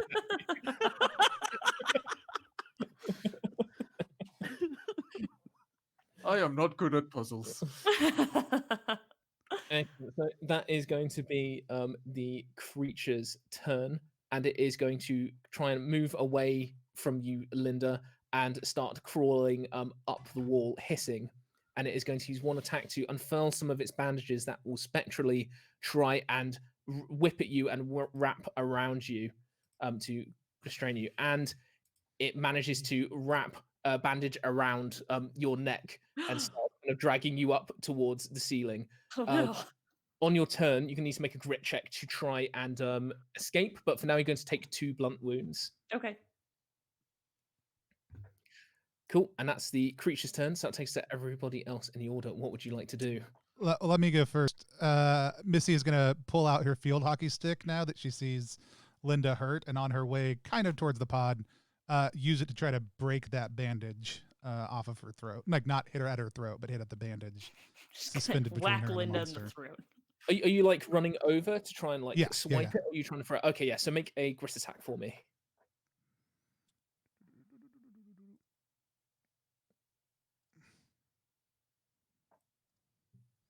Two successes, 1 strange. Fantastic. So you run across the lab and kind of mount one of the desks and launch off it into the air and sweep through with a graceful arc and slice through the bandage, allowing Linda to fall to the floor as she classes there with the still clutching the large golden spear. And you land kind of firmly on your feet, looking up at this creature above you. Cool. What would Thank everybody- you. No problem. So, hey, Morgan, I'm not going to tell you how to play your character, but I am going to give you an idea if that's okay. Okay, sure. You do have telekinetic powers, and you Yes. you probably do not have to use your physical body to use this spear.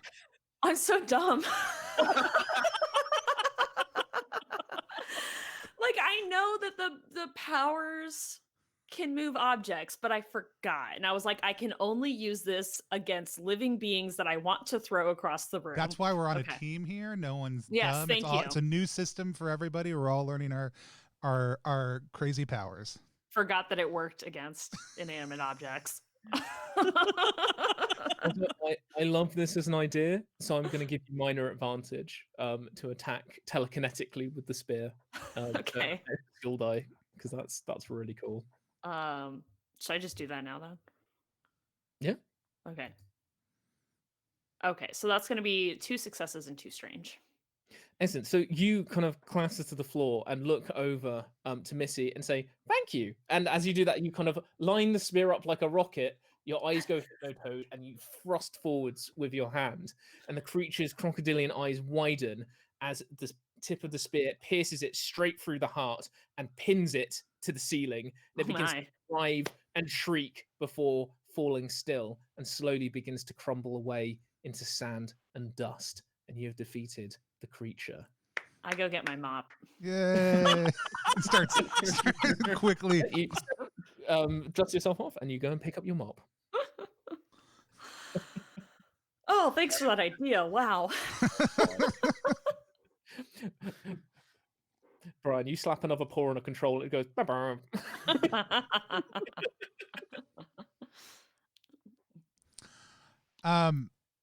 So I go over and I check on Brian and I give him a treat for being dog in the pod. Is there room for Brian and I in a pod? You can try and get in the pod and see if it will fire. And I'll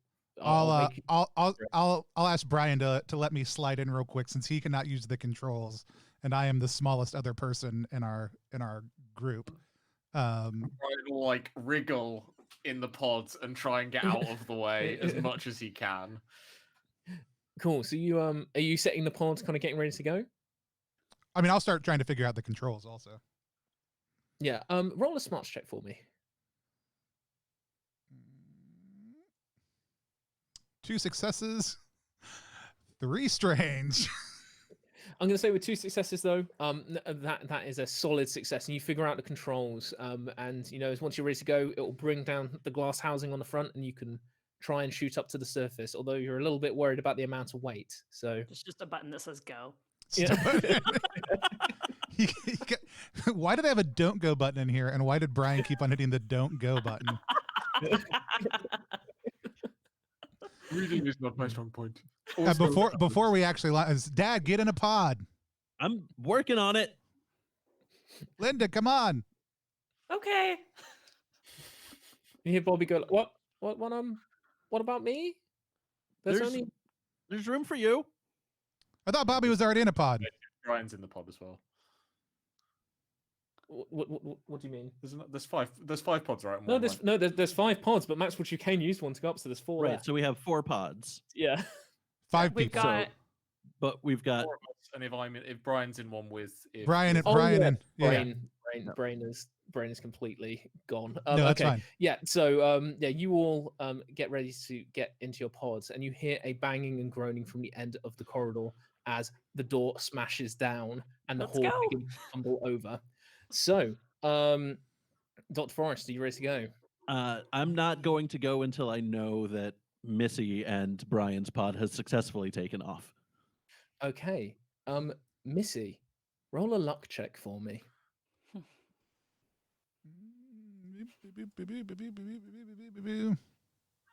I got some heart and a strange.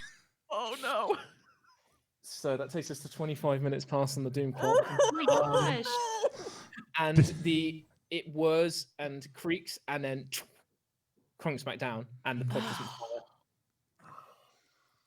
And you hit the button again, and it tries to kind of ring it up with a weight, but it won't do it. I think I maybe had too many cakes. And Brian's gonna get out of the pod. Well, the pod's closed. Oh.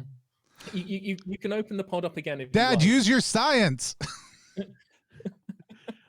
There's not like a staircase somewhere in the room. Like, are these just tubes straight up? Yeah, so they're tubes straight up. So if somebody had, let's say, psionic powers, could they levitate themselves? or sticky hands. Or sticky hands. Could I try and like investigate a way to increase the power behind the tube?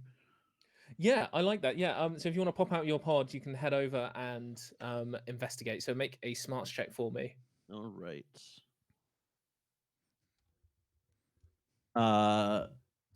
With the luck there, that's going to be 3 successes. Excellent. Yeah, you find a way to fully supercharge this. You drag over kind of one of the like defibrillator style carts and hook up some of the batteries all into this thing, and you'll be like, then you're ready to go. But you have a feeling it is going to be quite a bumpy ride.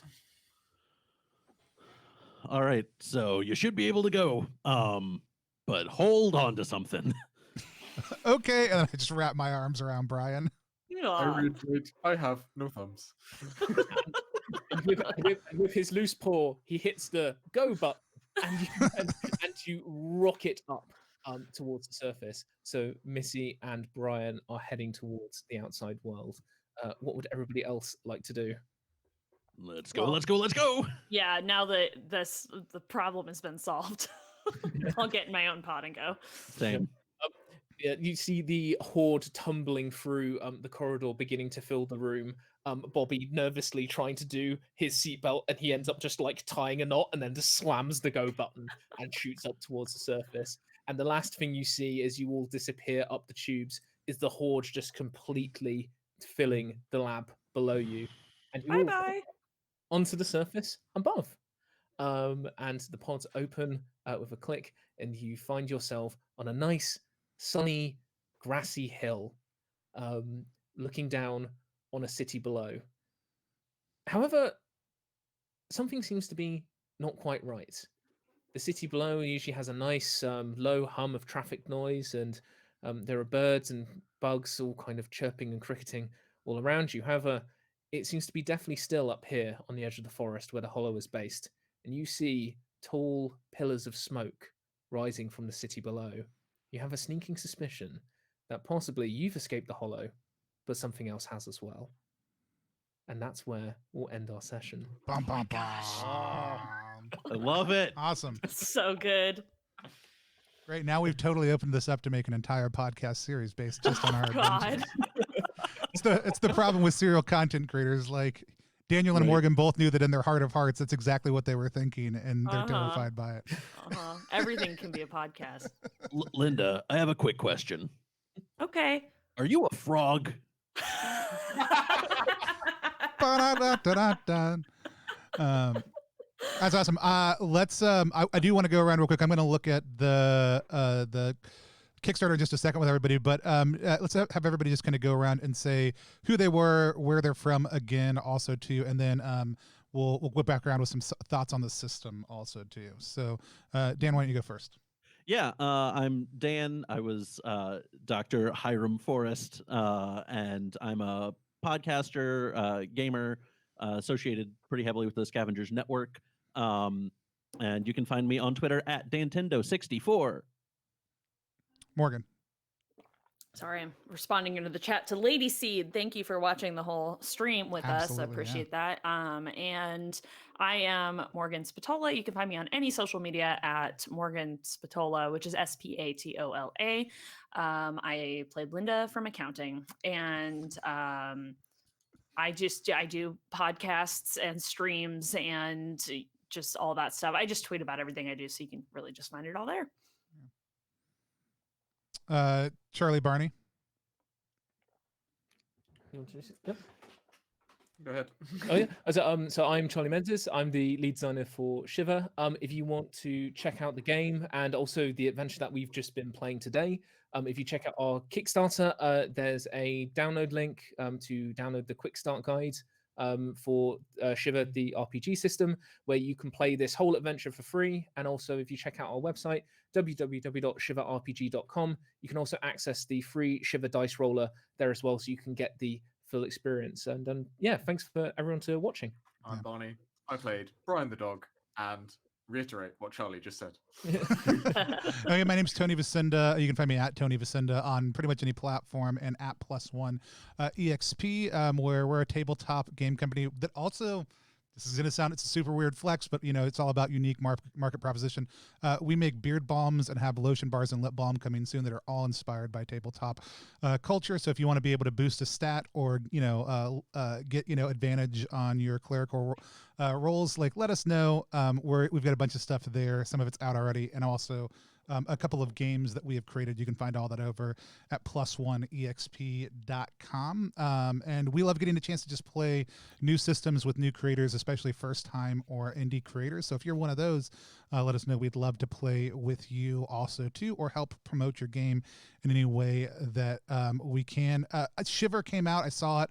Like I said, I'm not super attracted to the horror genre in general. Lots of stuff I do will incorporate horror elements or other things like that. I've just never played in a lot of horror campaigns, and immediately was excited about this system.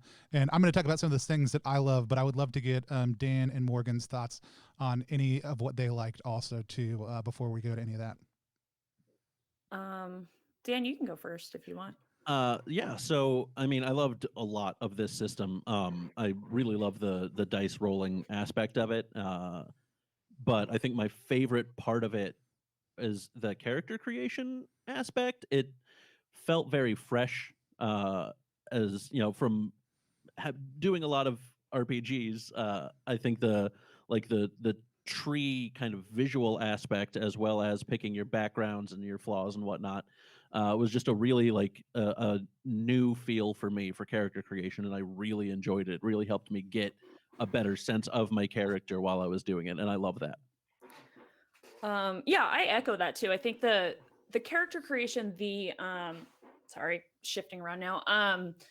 The way that the options you're given to create your character really forced me to approach this from a creative, more creative perspective. Like normally, if you're doing a role-playing game, I'm like, okay, I'm going to be a person, and what's my person's job and their background and all this stuff. But then I'm looking at the options, and I was like, okay, so she's psychic, and what's the background on that? And then I was like, fine, she's a janitor too, why not? And then that just sort of built the mythos of what the backstory was. And so I appreciated kind of having to be pushed out of my zone to create just a unique, silly character who I'm very much in love with. And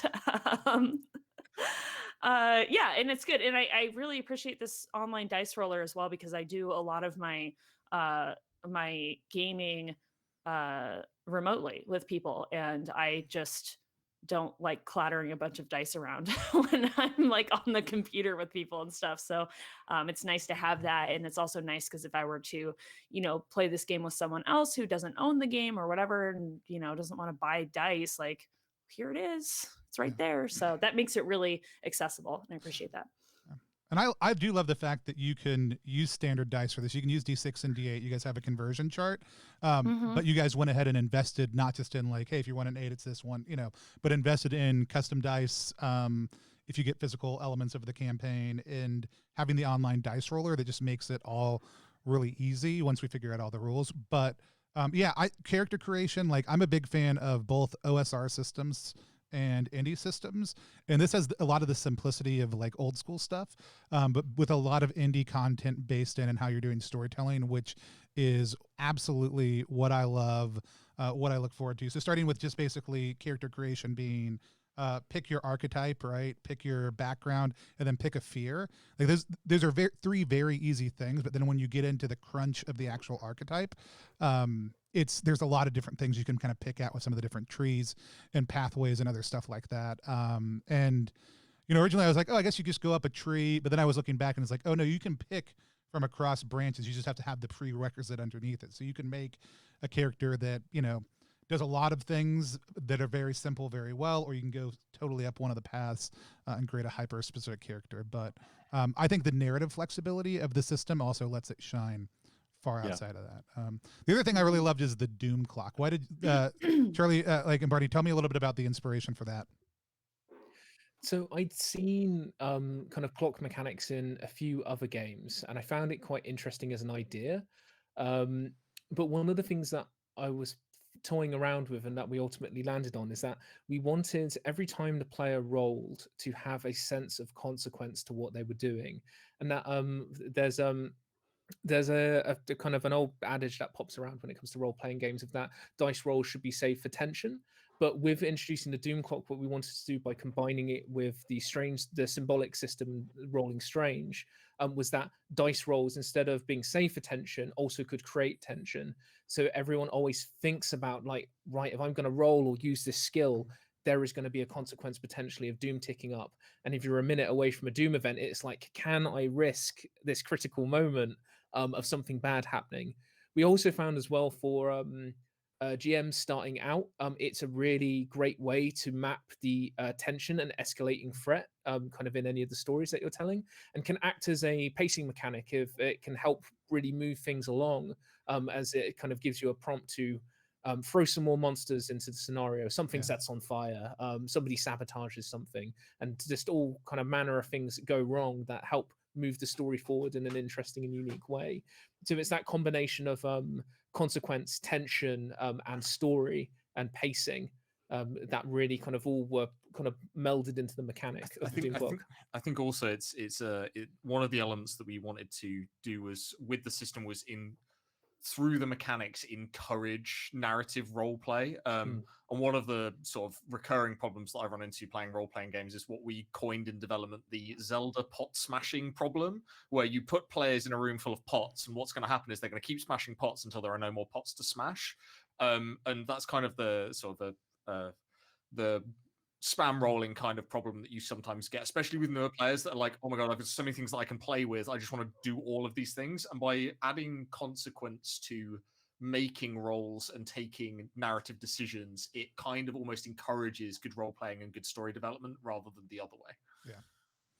No, and like I said, I love that about the system. I love clock stuff. Like I said, we baked some of that into Beards and Beyond, but I've never seen a clock that went like span the entire game as one major clock, and I think that's super unique, and I absolutely love that idea and love the way that it's broken down in a way that continues to create tension at different moments, and also the internal tension of as we push the clock forward, certain characters are getting more powerful. So I just thought that was awesome. Any other thoughts from Dan or Morgan? I just kind of want to echo the enjoyment of the clock and the narrative flexibility of the whole system. Like it really seems like you can kind of tell any story, you can give it any setting, and I love games like that that are that kind of broad and accessible. Yeah, I love games where you have your characters and your mechanics, and then the game master is just like, okay, here's the sandbox. Like, what are you gonna do? It's really fun. I think for everyone to create cool stories in that type of setting. So. In the last couple of minutes, I know you guys I've got the Kickstarter page up right now. You guys are funded. You guys are about 3 times your goal almost right now. Nice. You guys have unlocked a number of stretch goals. Tell us a little bit about where y'all are at in the campaign, and I'll tell you about me trying to choose what level I'm going to back and why. Sure. So we're like being very fortunate that the system's resonated with people and seem to be really enjoying it. And so we've been plowing through some stretch goals. So one of the things that we've been unlocking in stretch goals is additional sort of narrative content. Because horror is a broad church as genres go, there's quite a lot of different areas that you can play with. So we wanted to, with our stretch goals, address more specific areas of genre. So we've got stretch goals that delve into sci-fi, more gothic style stories, more like one big bad with no other enemies, and how do you sort of match tension with pacing in that kind of way. We've also just unlocked, I believe, a standee pack, because I know that one of the pieces of feedback we've been getting a lot is that people quite like the art for the game. So we wanted to bring that to the tabletop. We thought standees would be a nice way to do that. So that's been added to the Director's Cut pledge. Cool. Yeah, and you guys are just killing. Are you guys going to come up with some more stretch goals? I know you guys have kind of reached the end of, I think, what you originally posted. Are there some more coming? Or? Yeah, we're kind of keeping things a little bit hidden. So the next thing that unlocks in sort of a little bit more is the campaign that we've just played is going to go into the storybook that is the expansion that comes with the main book. So Corporate Rise is going into that book, but it's also tied into our social stretch goals. So the more followers on Facebook, the more shares of the project we get, the bigger that campaign gets. So the version that we played today is a condensed version of the full version that will be in the book, with more enemy types and more weapons, weaponized water coolers, and more powerful staple guns and things like that. We actually breathe through the R&D floor that has loads of cool laser guns and other toys for players to mess around with. So that's all going to be going in the book as well, hopefully. Very cool. And one of the things that didn't come across on the street is just the beauty of the art on this. The style is phenomenal. It does get compared to a very popular artist style on a regular basis, which I think is only a compliment. So I'm currently toying back and forth between Curse Library and Director's Cut level. Those are the two that I'm looking at. And because I think if I did the Director's Cut, if I did the Curse Library, I would want to add the screen no matter what, which is like another $15 for me or something like that, or maybe more. Which then puts it up almost as much as the Curse Library, with the major difference being getting that art book also, and this is some gorgeous art. I think I'm going to butt back right now at the Curse Library level, and plan on adding that screen afterwards, and we'll see if I end up bumping up in the Pledge Manager also too. Oh, you guys already have the add-ons in here. This is awesome. Yeah, Kickstarter's Brand just new trialing thing. their beta add-ons, which we were lucky enough to get in on. So Nice. we've added all of the things so that people can kind of customize their pledges as much as they want. Because I know that people, like, one of the things is like, oh, can we have extra dice? Can I have, like, maybe there's a lot of PDF customization, because I know that space is a problem for some people in terms of having so many books. I know that's a problem for us, is just like bookshelves heaving under the weight of RPG books. So for the minimalists out there, you can get everything in PDF as well. Yeah. Like I said, I would encourage people to go check this out on Kickstarter, to consider backing it. It's an absolutely blast to play, phenomenal system. We really enjoyed playing it, or at least I did. It sounds like Absolutely. everybody I had a else terrible did. time. It also too. I would say, like, if you're the kind of person who you're like, I'm just getting into RPGs, if you're tech savvy, even just hopping in at the PDF level, or if you're a regular backer but you don't know how deep you want to go in, even backing at $1 helps other people discover the Kickstarter. It helps get the word out there. And if you can't do anything else, just sharing the campaign. Hey, I watched an actual play of this. I think you should go check it out. Really helps other people find that. Kickstarter does bring some people to your campaign. It's a great ecosystem. But the number one way people discover anything is by word of mouth. And for first-time and indie creators, they don't have huge advertisement budgets, and I'd really encourage you guys to back Shiver, or at least share it with people who you think might enjoy it. We'll just rip around for everybody to kind of reintroduce themselves, who they were, one more time. Tell people where to find you also, too. Dan, we'll start with you again. All right. I'm Dan. I do a lot of podcasting. You can find me on Twitter at Dantendo64, and I played Dr. Hiram Forrester. Not Forrester, Forrest. My brain's not working either. I'm Morgan Spatola, on Twitter at Morgan Spatola, Spatola. And yeah, I do podcasts, do some actual play stuff on Twitch, and just general nonsense on the internet. So have a peek. Awesome. Charlie Barney. I'm Charlie Menzies. I'm the lead designer for Shiver. You can find us on Kickstarter currently if you just search Shiver. Also, check out our website at www.shiverrpg.com, where you can find useful links, download this quick start adventure that we've just played today, and also check out our dice roller, which you can use online for free. And thanks everyone for watching. It's been an absolute blast. And I'm Barney, and you can find our social media pages. We're Shiver RPG on Facebook and at Games Parable on Twitter, where you can hear me tweet my main thoughts about games, and also lots of cool spoilers, because we're doing a lot of sneak peeks and stuff from the full game at the moment. So yeah, we're going to be doing lots of that going forward as well towards the end of the campaign. I've had a blast playing today, and thanks so much for having us. Again, my name's Tony Vicinda. You can find me at Tony Vicinda on anything. If you are looking for somebody else to hop in on an actual play that you're doing, if you've got a game coming up, we would love to help support it and do an actual play here at Plus One. You can find at Plus One EXP anywhere on social media, or check us out at plus1exp.com. Our upcoming release, recently funded on Kickstarter this year, is Beards and Beyond, and that'll actually be going on pre-sale later on this week. So if you want to check that or anything else out, at plus1exp.com. Thank you guys so much for joining us today, and thank you everybody for playing. Thanks for Thank having you. me. Thanks, everyone. Bye.